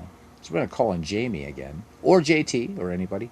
What was this over here? I mean, I know these were used for kind of different sports and stuff, but I don't understand, because you had dugouts in those days, but really players mostly sat on the field, and for crowded games, especially for World Series, fans would actually occupy the dugouts. But I wonder, what were these sort of, boy, that'd be a long way though. So why would you have this? I'm not sure what these were. I'm gonna have to research this and try to find out, if unless somebody knows what that is, because Mike is really, really picky about these parks. Really researched them when he created this. I just wonder what these are, what that's supposed to be. Because somebody told me about Comiskey. So Comiskey had that AstroTurf on the infield, but grass in the outfield. And I'm thinking, Mike Silva doesn't make mistakes. It's a graphic glitch. So I started moving the park around, and nothing was changing. Yes, there's the dugout down there. So if anybody knows what the deal is with these things, let me know. Wouldn't it be great, JT, to see these great old ballparks? That'd be fun. That would be absolutely fun. No amenities at all. No amenities. Just nothing. Imagine sitting up in those grandstands, and these were wooden ballparks too. Look at all the dirt there, back there, and not a lot of foul territory behind the plate. And of course, again, accurately, no warning track. Warning tracks aren't a thing yet. So, yeah. But I want to know what these are. Anaheim Stadium had walkways. Yeah, I wonder what these. What's the purpose? Because that wouldn't be from the dugout, because in the batter's going to be walking all the way down the line. Would this happen to do you guys think, with, because you didn't have bullpens, but those were usually along the lines here. Do you think maybe that was the purpose? But I mean, you're certainly not going to be pitching. Well, that could be about 60 feet, couldn't it? I don't know. Who knows? Maybe they don't mean anything. Somebody just, maybe they had some extra dirt and thought, let's just do that. I don't know. Anyhow, guys, that is it for tonight. Thank you very much for coming along. So JT doesn't know, and if Jamie doesn't know, unless Ken Castro happens to pop in here, I guess it's going to remain a mystery forever. Let's make it. Let's make it daytime there in Philadelphia. There we go. So thank you to JT Dutch, my brother, to SGJ Jamie. You guys got to check out his journal, man. I it's just phenomenal. Great writing and great guest writers. Rabid Wolverine was with us tonight. Thank you, my friend, for coming in. The Pesky Pole. Make sure to check out Basement Box Scores. Pesky Pole, and it's again, it's a collaboration of five guys. Mark Unger is involved with that, and just all brilliant stuff. Aaron Reed, didn't even see him come in. Hey, Aaron, Phillip was here. Thanks everybody for helping me find Danny Murphy. By the way, that was hell. Don't whenever we're gonna have to do that again. So good crowd tonight. Clee Baseball Fan, Try Baseball Fan 879 was here tonight, channeling some South Park for us. So good lively crowd. John DFW was here. Get over that food poisoning. Larry Modello, first time he's been in a while. Enzo the Picker, thanks guys for coming in. Familia. Mark Unger was here earlier with us. Good stuff. Brother Jack Dawson, first one in the ballpark. Nathaniel was also with us as well. And I think that does it. That does it. As MV comes at the end. At the end, what's up? We're trying to figure out what these things are in Columbia Park in Philadelphia. What purpose these things serve. How you doing, my friend? How are you doing, man? And thank you for that, Rabid Wolverine. Best time to get with you be Sunday night? Let's do it. Sunday night, you're on, brother. Sunday night, JT. I hope you're still here to get that. But if not, I'll remind you Sunday night, too. So not much, MV. I'm seeing that Manchester kind of holding its own in the Diamond Legends League that you guys have going on. Cool. MV, did you buy Out of the Park 27?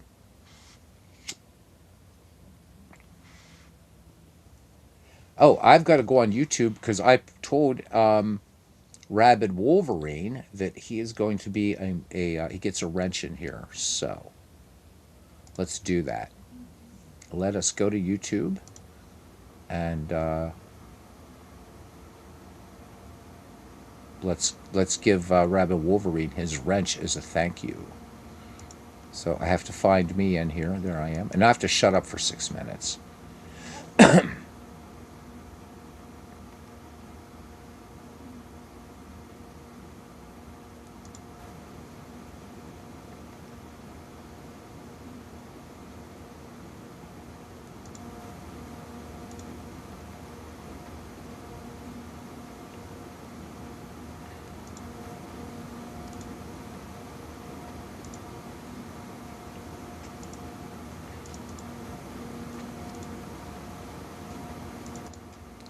All right, cool. Rabid Wolverine, you have yourself a wrench, a moderator's wrench in here. So that means you get to bop anybody who's not behaving, but it's my way of saying thank you as well, and part of the family and all that. So trying to figure out the uniforms in exhibition mode, good luck. Yeah, you have to go in and manually do it because Mike said that it's he's been really after them to try to get that to work in exhibition mode, and they don't quite work properly. The other thing that still doesn't work also is when you're creating a custom league in out of the park baseball, and you have to you do those, it'll bring in the fake logos that will just say like Red Sox or White Sox, but you've got to go in and assign them. I don't understand how the game is not recognizing that if I'm doing a tournament, or if I'm bringing in tournament mode, or is it tournament mode? No, it's the custom game. This one here. When we go to, let's go to the start screen. So if you're going to create, which is the heart of this game, this custom one, right? So if I start putting teams in here and stuff, it doesn't get the right logos. It would just generate a logo. and it's like I don't understand it. So, in the main game for season replays, they're fine. For the tournament or exhibition mode, they almost work, but for this, they don't work at all. And you have to set up everything in here, the uniforms, the logos, and all that stuff. This is a lot of work, but it's also the most powerful part of out of the park baseball, in my humble estimation. So, so MV, I miss you, man. Are you doing any broadcasting or anything? Are you doing anything? You crazy Welsh Jamaican Brit, great brother, friend, cricket master. I should bring out that cricket game sometime. So do a cricket match and have you like say, no, Beatles, not that. So got to ask for the tutorials for pocket pennant run. Just need to know how the fielding works. Okay, I'll show you right now. Do you have a few minutes? You're like, yeah, you're good, man. You're good. You're up. So you'll be coming back to broadcasting. Good. All right, pocket pennant run. How does it work? I'll show you. Let's go ahead and leave out of the park 27. And we'll leave Steam up as just a background. Let's just pick a game from history, and I'm just going to load a save season here.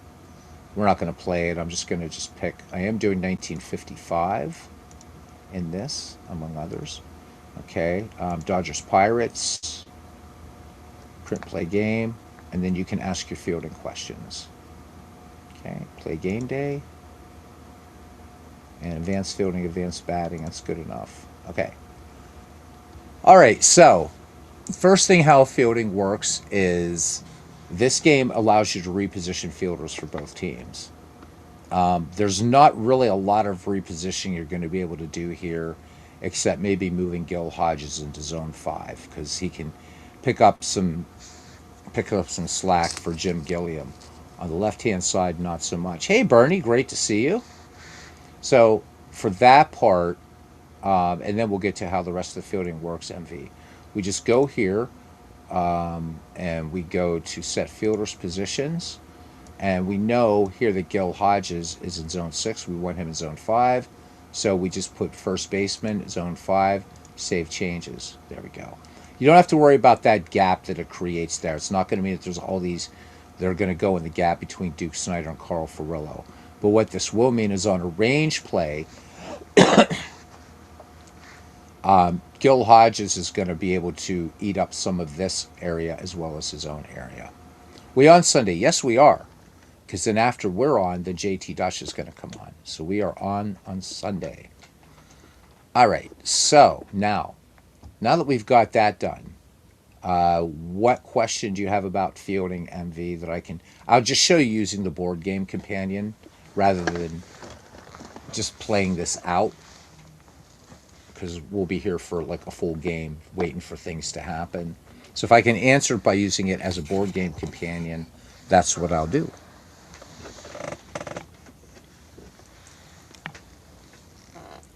Or I don't call the game, we'll just do, okay, boom, boom, boom, and then we'll see what comes up and what have you. I'll say this. Resolve an at-bat. Okay, let's resolve an at-bat. All right, so what would you like to happen? Let's go there first with an at-bat. So let's start easy and work up.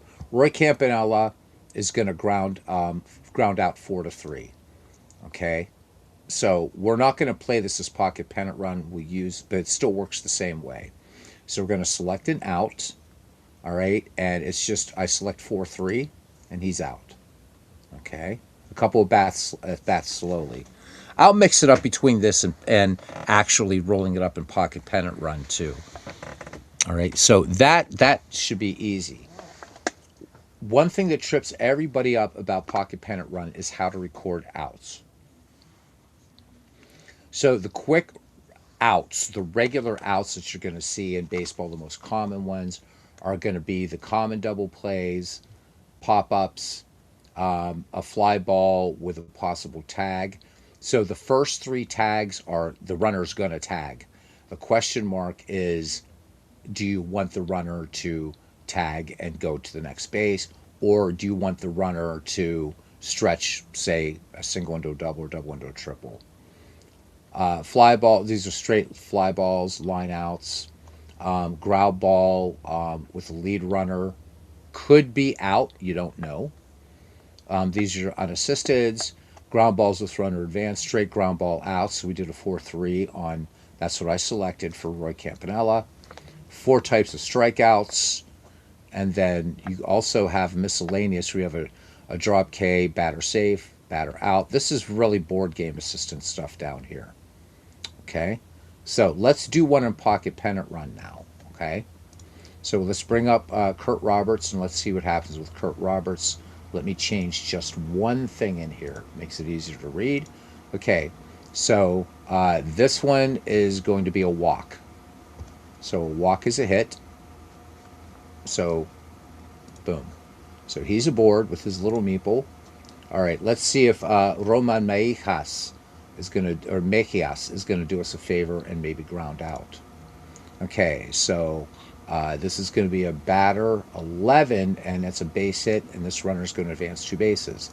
So, all right, now we have a situation where we have runners on first and third. So, what situation?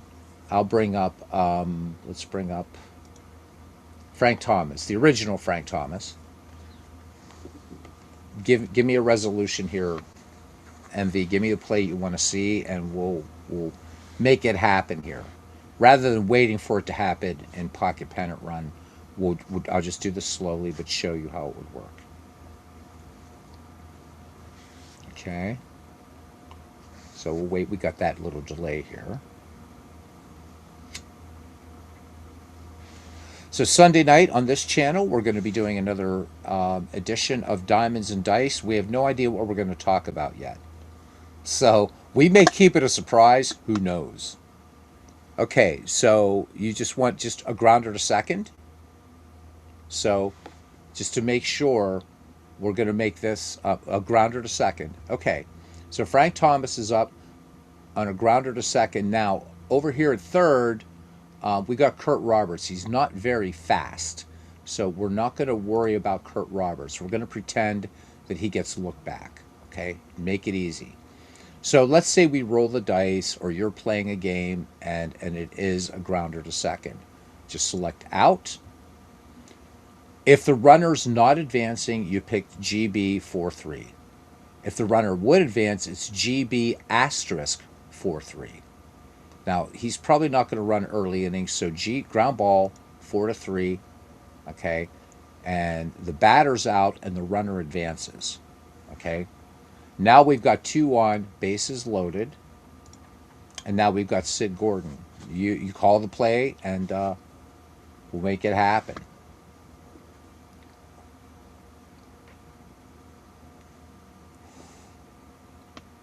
The game at first can be a little bit confusing. The other thing I want to show you while you're thinking there, MV, is I didn't show you this tab, and this is manual outs.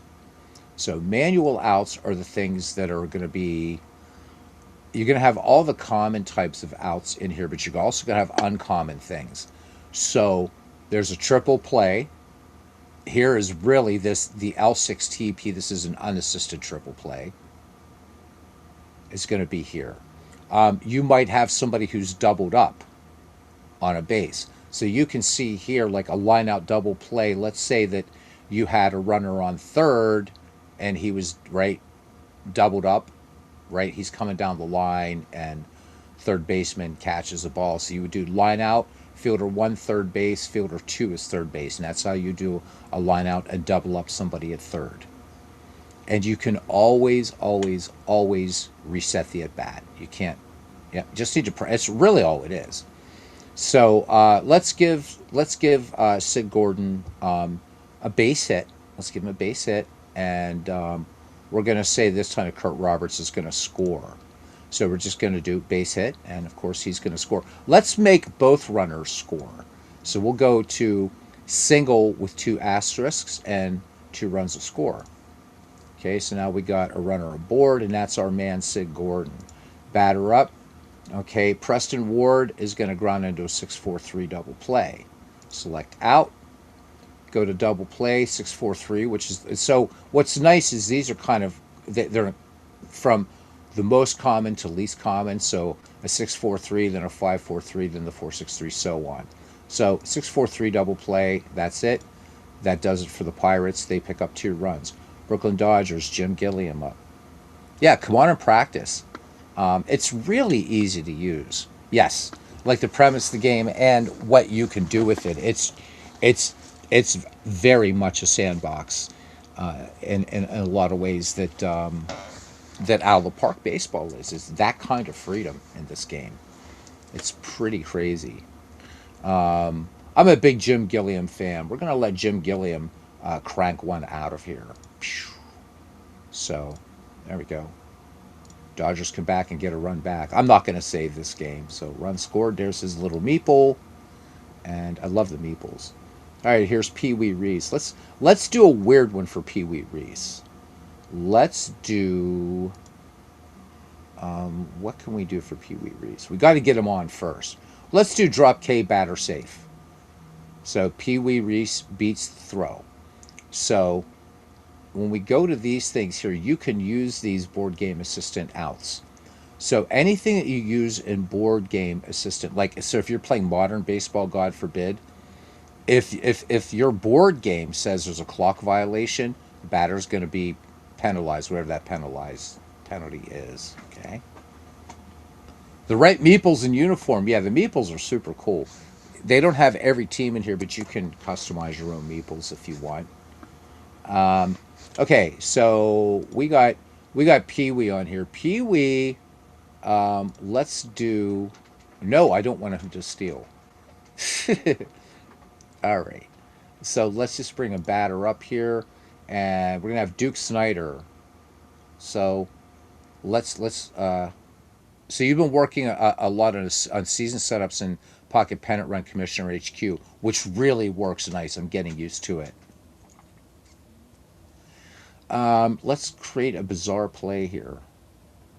Or something, I don't know, something kind of weird. Should we try to double off Pee Wee at first? Let's see how we can do that. All right. So we got Pee Wee Reese. He's got a lot, but we're gonna say he got kind of All right. So we're gonna make this as a we're gonna make it a line out. As soon as I find it, line out double play. So we want to line out double play, and so Preston Ward is the first baseman. So fielder 1 is first base, fielder 2 is first base. Enter play, but Pee Wee Reese was safe returning to first base. Now, that's if you're playing Pocket Pennant Run baseball. But if you were playing this as a board game assistant, then what you would actually have to do here is you would go in here, go to the board game assistant, and you would say you would do like out on advance or what have you. There's a lot in Pocket Pennant Run that to get to grips with. It depends on whether you're playing it as Pocket Pennant Run baseball or using it just as an adjunct for another game that you have. But just practice with it, and if you have questions, just ask. JT mentioned one thing that he's doing, which is really, really cool, and they've made this a lot easier to do now, is if you go down here to create project files, you can start creating your project files from here, from all these databases and stuff. And you can also create project files with teams that you've created in a different module inside Pocket Pennant Run Manager as well. And then after you do all that, and let's go ahead and X out of this, and let me show you what I've been doing. So if we go to Baseball Commissioner HQ, and I'm going to open it up in Chrome, always. So right now I have 1955 up there. Okay, and just see, there's just been a few games I've been putting in the box scores, which we can look at, and which is really nice, and you can see the points assigned to them and things like that, games performance ratings. So Paul says this is raw data without bonus points awarded to winning team when MVP and pitcher of the game are calculated. You can do a lot of deep reporting and this type of thing.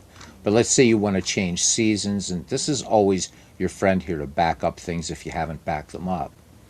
So let's go ahead and close this, and let's go back to our. So right now I have 1991 up there, and how do I know that? If I go up here and I load a team, I can see everything's 1991. Okay, so remember this. So and you can't ever make these two go away. They're not going to mess around with any league that you create. All right. So we've got 1991. If we close this, and if we go to whatever our current project is, let's say I want to go, or I want to switch. What did I have in there? 19, whatever I had in there. Let's make this 1991 so I can play games in 1991.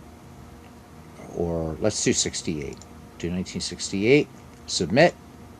Now if I go up here just to look again, now I'm in 1968. If I want to play games in 1968, you don't have to check that. You can just do that. This too. Play a game from history. Then you select a season that you saved. And in our case now we're going to 1968. Load save season. And I've only done one game in there so far just to demonstrate. But then I would go into Baseball Commissioner, close this, HQ Stats, okay, and now I want to switch this to 1968. Hopefully I set this up properly. I haven't looked at this in a while with 1968.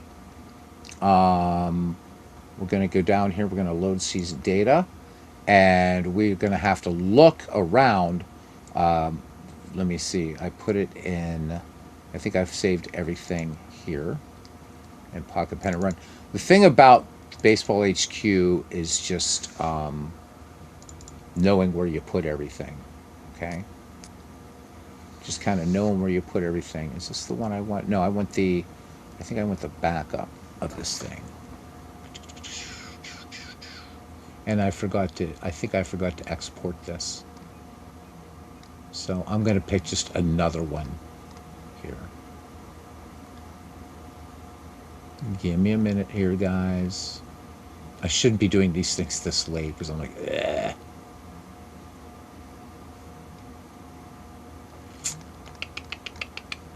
So I don't think they're in here. No. This one I have to show you another night because I'm just too tired. I'm sorry. But this is where you can switch projects and stuff. I just don't, right now I can't remember where I put everything. So you will have to kind of wrestle with it because you can see all these things that I've played and all that. But it's really, really deep. We're going to have Paul on to really take us deep into this because there's a lot about this I don't understand, unfortunately. So mea culpa. It's going on 1:12 a.m. and I'm kind of just brah. There he is. There he is. So you would like to see a game play out, say, well, that's easy to do. So JT Dutch is becoming an expert on this, by the way. And so the guy in here, Paul, is he is the guy who created Pocket Pennant Run Out Sunday. Populate a whole schedule with your starting. Wow, nice. Yeah, JSON file, exactly. And documents, you put them. I'm glad Paul knows I'm butterfly brain. MV, what you want to do is super, super easy. So right here, quick play a game.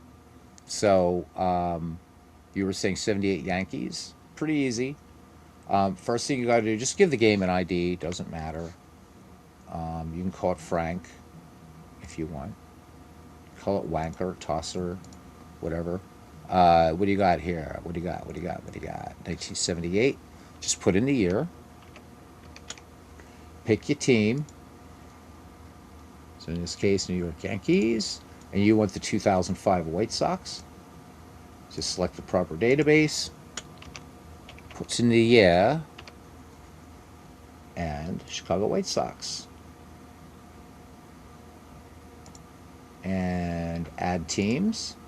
Do I want pitchers to hit? I guess I have to, huh? So yes. Select a starting pitcher.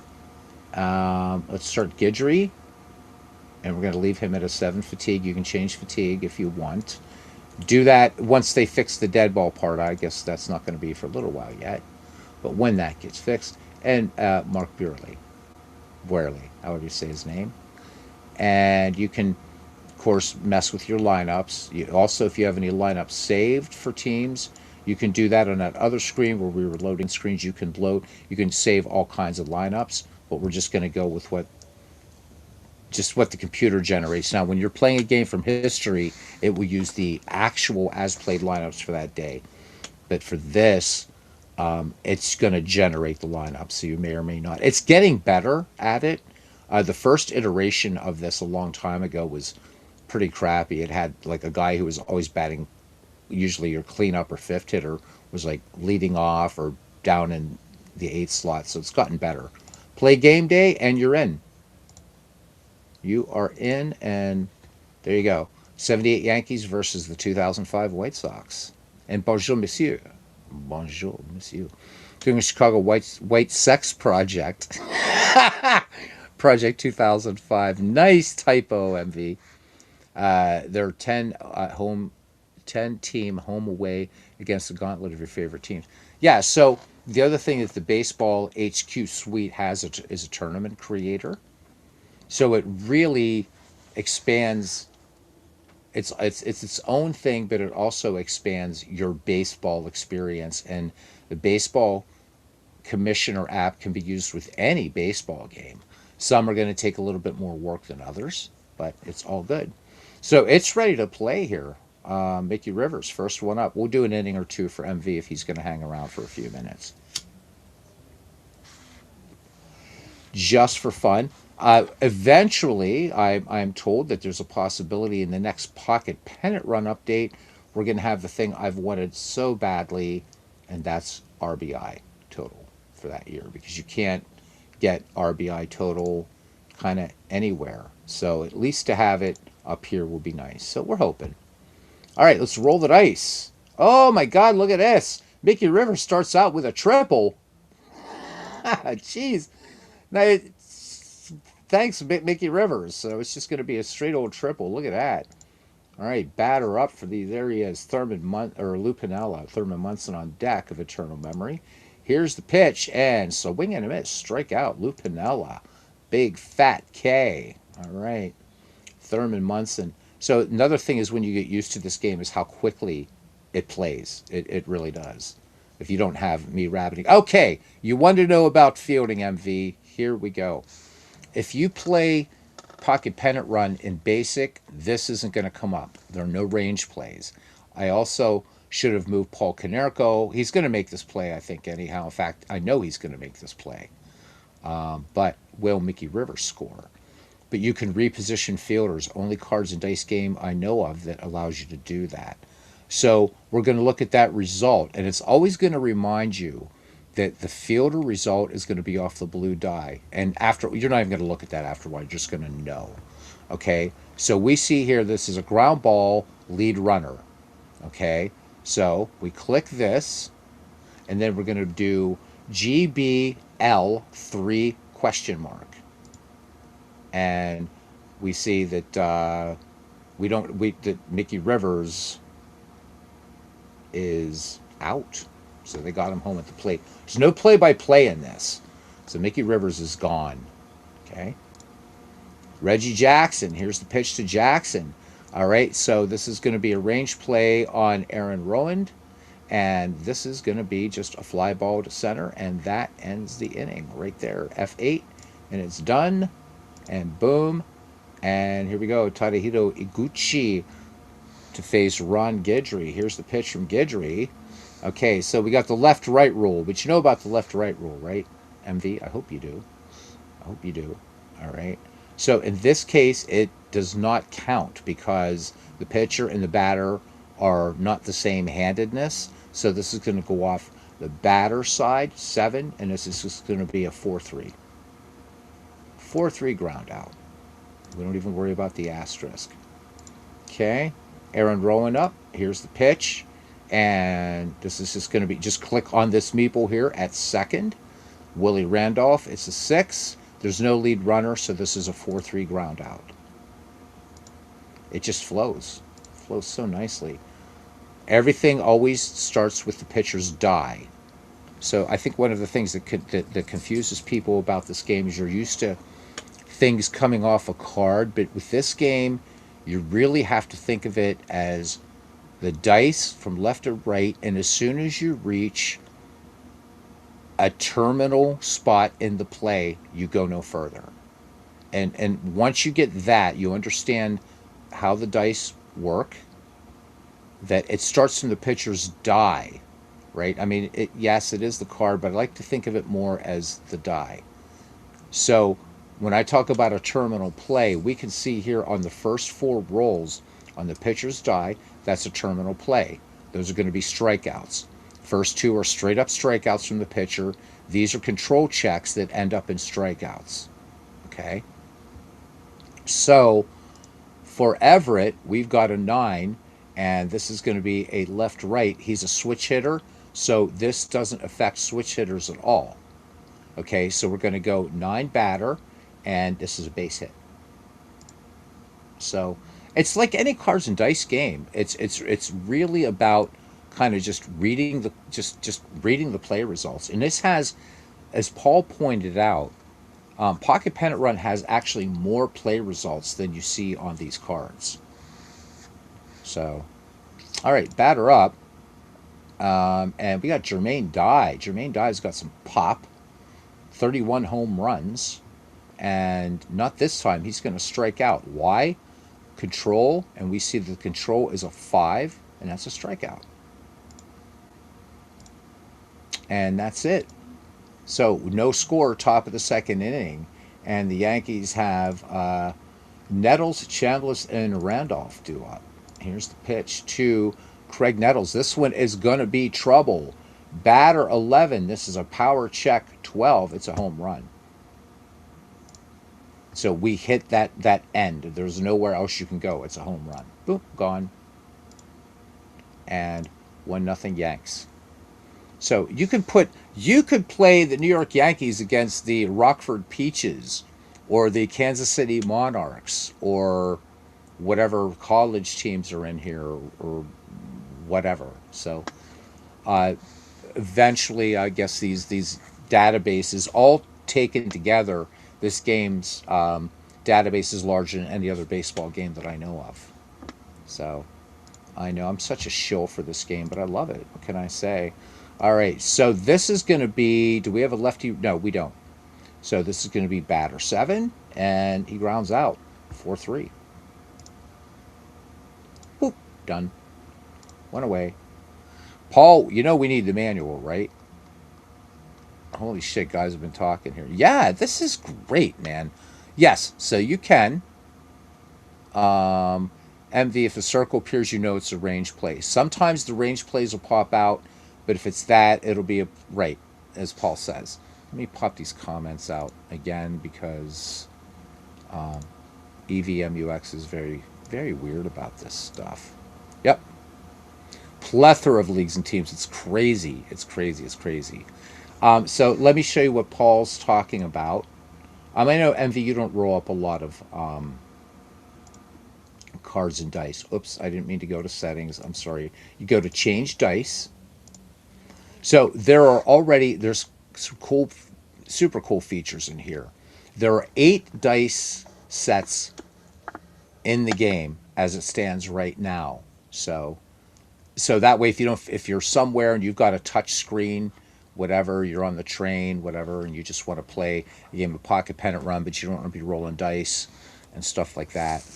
And if what you're using isn't one of these, you can create your own custom dice.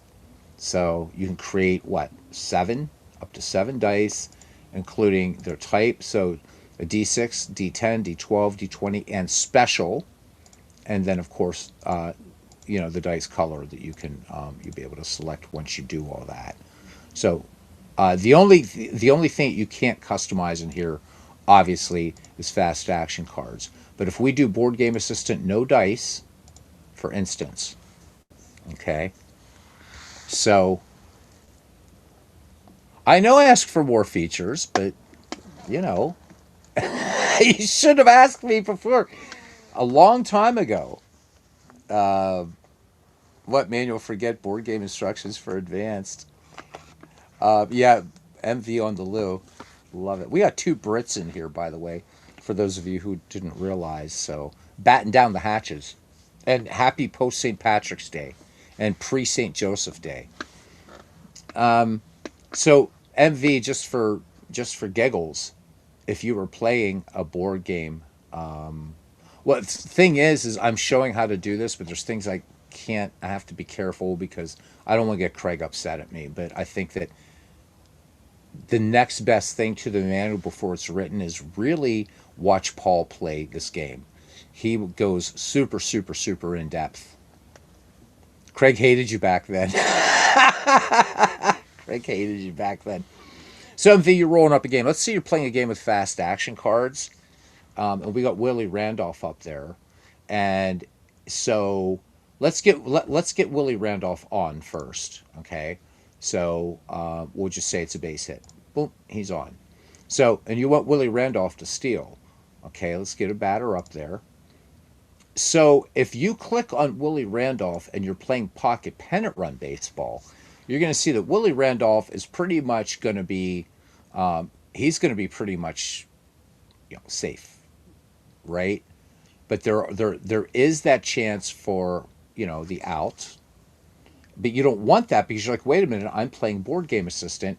My board game says that Willie Randolph successfully stole the base. How do I deal with that? You just click this tab and you click steal, and Willie Randolph will always be safe. So, right, let's reset this at bat. Yep, we're going to reset it. And now we're just going back to pocket pennant run baseball. Okay, change dice and PPR. MV, this also has the best pitcher warm-up mechanism as well, too. So every stream is at least using Board Game Assistant, whereas mine tend to be just games in Pocket Pennant Run Baseball. So, but Paul's Paul's are much better at explaining the guts of this game, and there's so much to this. I say this over and over and over and over again. Don't let this fool you. This game is way, way deeper and has the best looking score sheet ever. And it's just going to keep getting better and better and better. It's a brilliant game. Love it.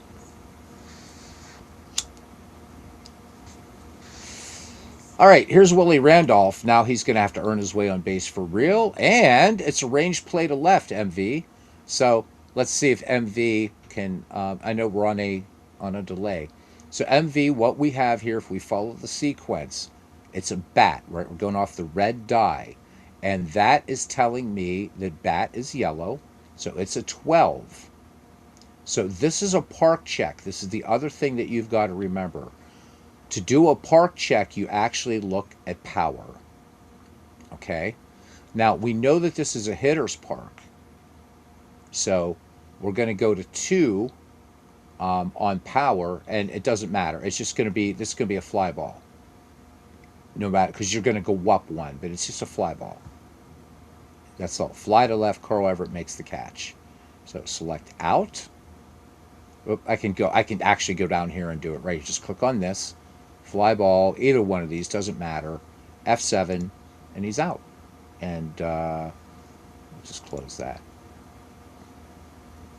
4 different game engines, right? So you want to ask for, yeah.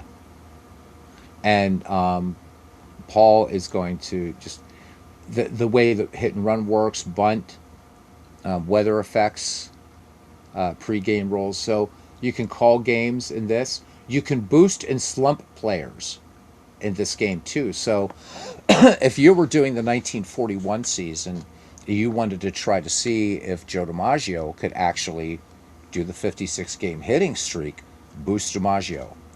Or you're replaying a season, you had somebody who was in a horrible slump, you can slump them as well. Or if you just want to make one player on a hot streak and hobble another player in some just a game like this, you can do it. What if, let's say Bucky Dent was in a slump. Could Bucky Dent get out of that slump in this game? There's all kinds of things you can do that you can't do in action PC baseball or out of the park baseball or digital diamond. None of those games allow that. And as far as cards and dice game, to my knowledge, this is the only one that allows you to reposition fielders for range. The other one's just this guy is going to do this. But with repositioning fielders, MV and others in pocket pennant run baseball, so we would see here, for instance, that Carl Everett is going to get everything in these zones. He's even going to be able to help Aaron Rowand over here. Jermaine Dye not so strong on right. So what you could do is move Rowand over to here. So that way Everett's going to take up some of this. Aaron Rowand's going to be able to get to some plays that Jermaine Dye is not going to get to. And no other baseball game that I know of does it. Player went 3 for 5 in game 1 of a series. He's boosted for game 2. Yep. You can slump Gil Hodges in his famous slump. Absolutely. Yes. So, right, and similarly, if you went 0 for 5, then that slump continues in the next game, so the game will know that. So you don't have to remember, oh, geez, I've got to slump Gil Hodges or I've got to boost Joe DiMaggio. The game will know that as you're moving along. This is pretty cool. Yeah, so the game has I keep saying, Paul, and I'm going to do this some night, and I think you should do it on your channel too, as well, Paul, is uh, we should show earlier versions of the Pocket Pennant Run software before all this craziness, sexiness came in. All right, here's Bucky F. Dent. Range play to short. And immediately I'm going to look at that 12, and it's just going to be an error at short on Juan Uribe. So I'm going to pick this, and it says 2-base error, but it really doesn't matter because there's nobody on. Okay, so brings up Ron Guidry with 2 outs. We're not going to bunt, and this will be this is a range play to right and fly ball to right, and that does it. So Jermaine Dye tracks it down, and that's it. That's how easy this is. You upset Craig yesterday on his birthday, St. Patrick's. Oh, so he's born on St. Patrick's Day. Wow. Cool. Yes, you can DH in this game. In fact, there is a DH in this game. Where is it? Because I selected. Oh no! Because you know why I selected that I wanted pitchers to hit. So let me show you. Let's just call this game. I love the call game thing. I always pick the one that the managers are tired. So there we go. They're tired. They want to go have a beer. We'll pretend it's the dead ball era, and just close, and yep, and close. There we go. Nope. And then I'm not going to bring up the game day sheet. It's going to want to. Well, it's going to anyhow now, isn't it? There it is. Sexiest board game ever. There you go. Look at that. Look at that score sheet. Man, that is like just sexy, sexy stuff. All right. Anyhow, boom, boom. No, I don't want to save it. And no, no, no. Okay. So MV, the only thing I did was just, again, I'm just going to pick a game from history because it's faster for me right now because it's late. Okay. Or let's do this. Let's pick and print, and let's let the AI coach just pick a date. 1935 Brooklyn Dodgers, Cincinnati Reds. Looks good to me. Let's play it. So we're going to go ahead, let all this stuff go, and just play this game day. All right. Advanced fielding, blah, blah, blah. Oh, wait, this was a bad one to pick. I'm sorry, because there was no DH then. Bah! I suck. I suck, I suck, I suck. Let's find... we have to do this quick play thing. I'm sorry. I'm sorry. See, I'm tired.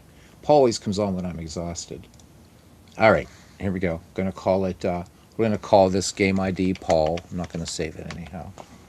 Okay, 1920. So we're going to pick Sissy Baseball here. So 2001, and we're going to pick the Seattle Mariners. And it was just one little mistake I made. All right, and we'll put the Seattle Mariners against the 1976 Cincinnati Reds, and we can actually have a DH for them if we want. Okay, boop, there we go. Add teams. Do I want pitchers to hit? No. Now there's going to be a DH. Okay, let's start Freddie Garcia. If we wanted to up or lower his fatigue rating, we can do it. This was something I asked for because dead ball pitchers were getting fatigue ratings of 7, and that's just unrealistic. These guys could go longer than 7 innings. So I had mentioned that to Paul, and this was added in. So that now that you can have McGinnity, Mathewson, Waddell, all these guys, you can set their fatigue at 9. Okay, so Freddie Garcia, and he's going to go up against Gary Nolan.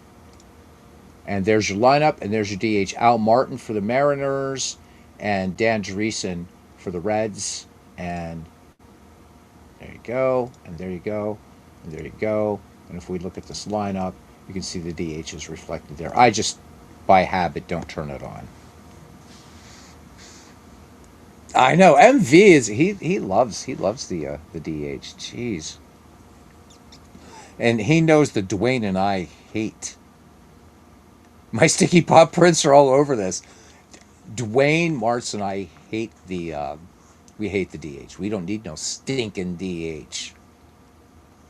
So, MV, what I love about this game is there's so little investment if you just want to just bung up a game, man. Just you can just do it. You don't have to go through hoops. The fact that you can put in any date in baseball history, find an available game for that day, and just roll it up. Let the AI pick a game, and you can keep hitting that. AI coach will pick it, so you find something that looks interesting to you. You don't have to load seasons to do that, and it's pretty cool. And when you pick that day in baseball history, it will be that actual lineup. The actual lineups used on both sides. Played 14 games yesterday testing. Main reason JT does like pitchers hitting is the strategic factor. Agree. It's a challenge for a manager to navigate a game with a guy hitting 100 in a batting order. And you got to think: do I want to pull my pitcher right now? And he's just he gave up that 1 run, and the game's 2-1 in the 6th, and he's still got some gas in the tank. So yeah, it's really fun. I find myself a lot of times, in the afternoon, it's like I want to do some baseball, but I don't really feel like getting, setting up this. It's like I just want to play a game between, the 1932 Cubs, and the 1948 Indians. Boom, boom, boom, and I'm in, and I love that. So yeah, any game in history between 1 minute. So, and so MV so for that you don't even have to worry about.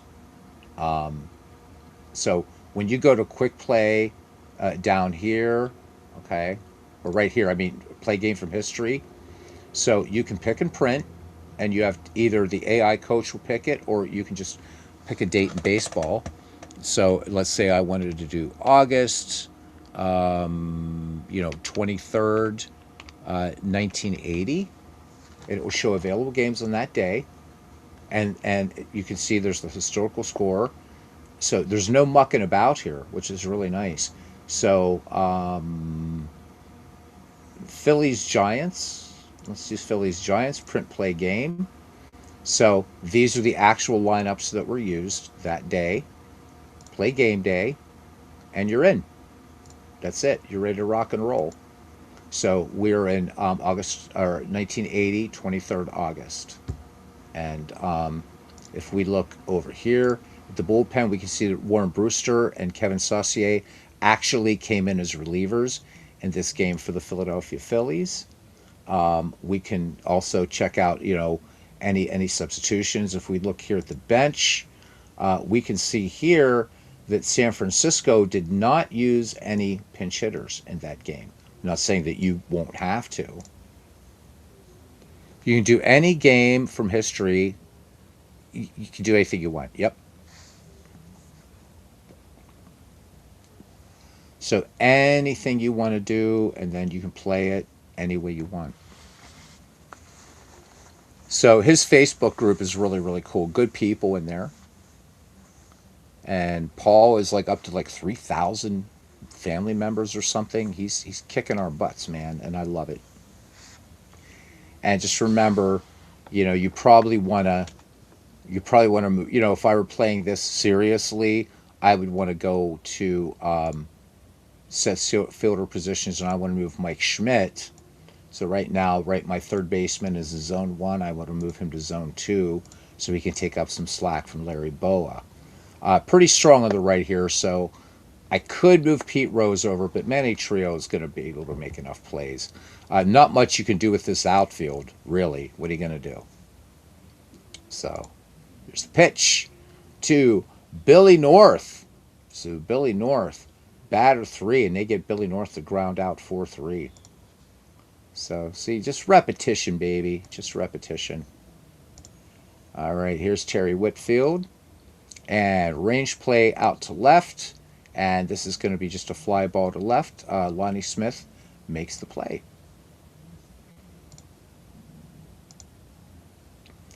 Larry Herndon. Sounds like a boxer's name, doesn't it? He sounds like he should be a boxer. All right, this is a batter 10, base hit. You can ask the AI coach. I don't do this though. You can ask the AI coach whether they want steals and stuff like that. I tend to use common sense though. As Craig Harris said last year, that this still needs work, so I really don't use this a lot. I just kind of use common sense. I'm going to play a couple more batters here. God, I'm so addicted to baseball. It's scary. All right, here's Darrell Evans. And this is going to be ground ball, double play. So 363 double play, MV. There you go. Double play, 363. Boom, done. Bottom of the first, Giants nothing. Phillies coming to bat.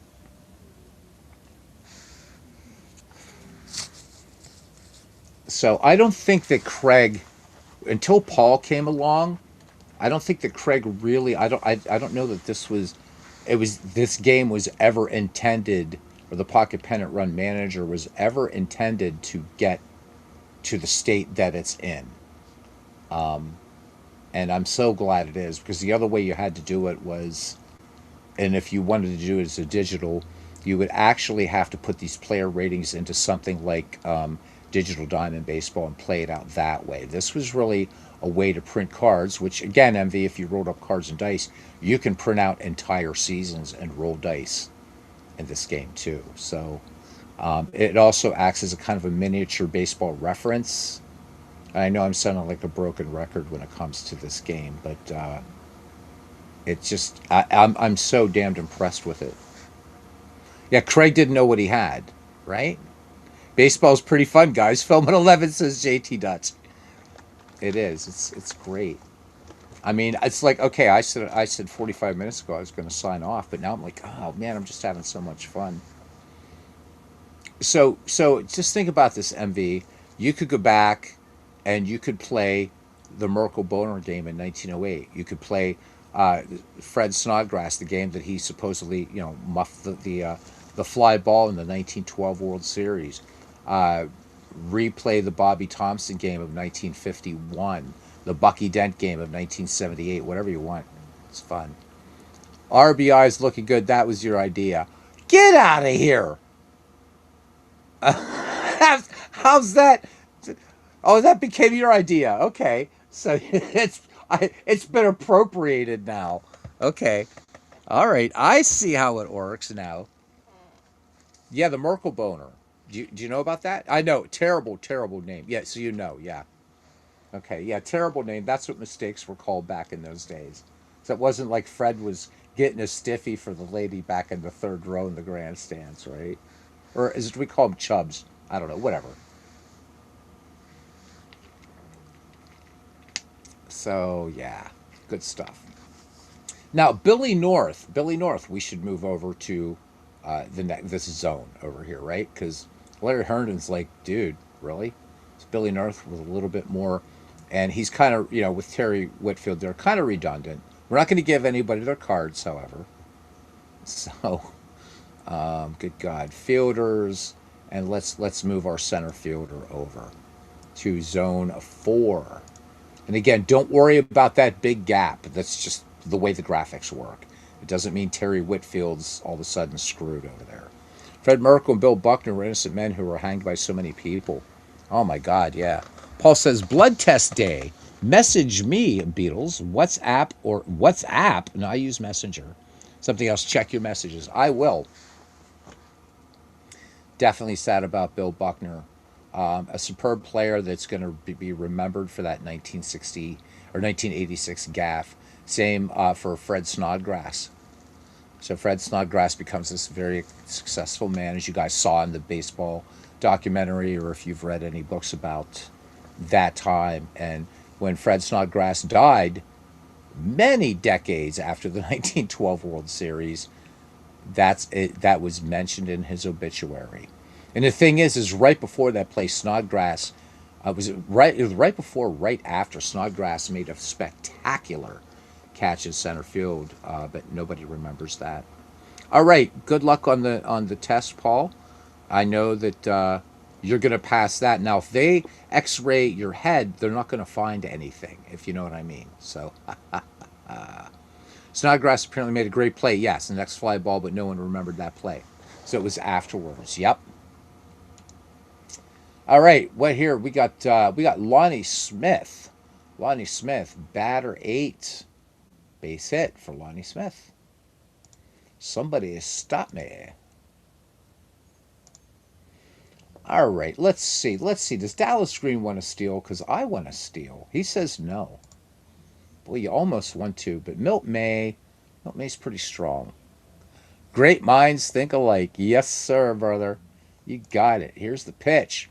Range play to Billy North, and this is going to be a tag plus, but let's be realistic. But we'll do it. We'll do it. Boom. There we go. So the runner's obviously not going to go. Late innings, though, he'll go, right? All right. Michael Jack Schmidt. Always got to say that middle name. Batter 4, and he flies out to left. He gave it a ride, didn't he? Gave it a ride. I promise this will be it. We're going to finish this first inning, and that will be the game. Here's Bake McBride. Range play out to left. Uh-oh. Uh-oh. It's an error. It's an error. It's an error. We don't like those. So, okay. 2 on. Manny Trio. I like how the blind goes like that. It's great. It's cool. Michael Jack Schmidt would be a good name for boxer also. It absolutely would. So, guys, Sunday night, Bernie Strom and I will be on with Diamonds and Dice. And then after that, JT Dutch is going to be on, and we're going to talk some baseball. So, really looking forward to that. He's my brother out there. And fly ball tag, but it's 2 outs. So, we just treat this as a fly ball to center field. And that's the game. Oh, my God, that's the game. All right, guys, I am going to take off. MV, have some fun. If you have questions, ask Paul. Ask me, but Paul certainly is going to be able to get more in depth. But I hope just going, you can't wait for people to call you Bernie again. I know that was crazy. But I think it's just playing this game, common sense. Oh yeah, absolutely. Bernie's he's a great guy. But I'm like, people heard your voice. I'm like, you guys know what Bernie sounds like, but that's what I'm thinking anyhow. But MV, I think you'll find this really really fun, and you can blast through games pretty well. But you get in a different mode of thinking with something like this because it is a cards and dice game. Also, MV, check out. I've been beta testing it. Is Payoff Pitch? It's super cool. Payoff Pitch is really nice. It's not released yet, but it's really really good too. So, all right, guys, that is it until tomorrow evening. We'll see you around the batting cage. Good night, family. Love to all of you.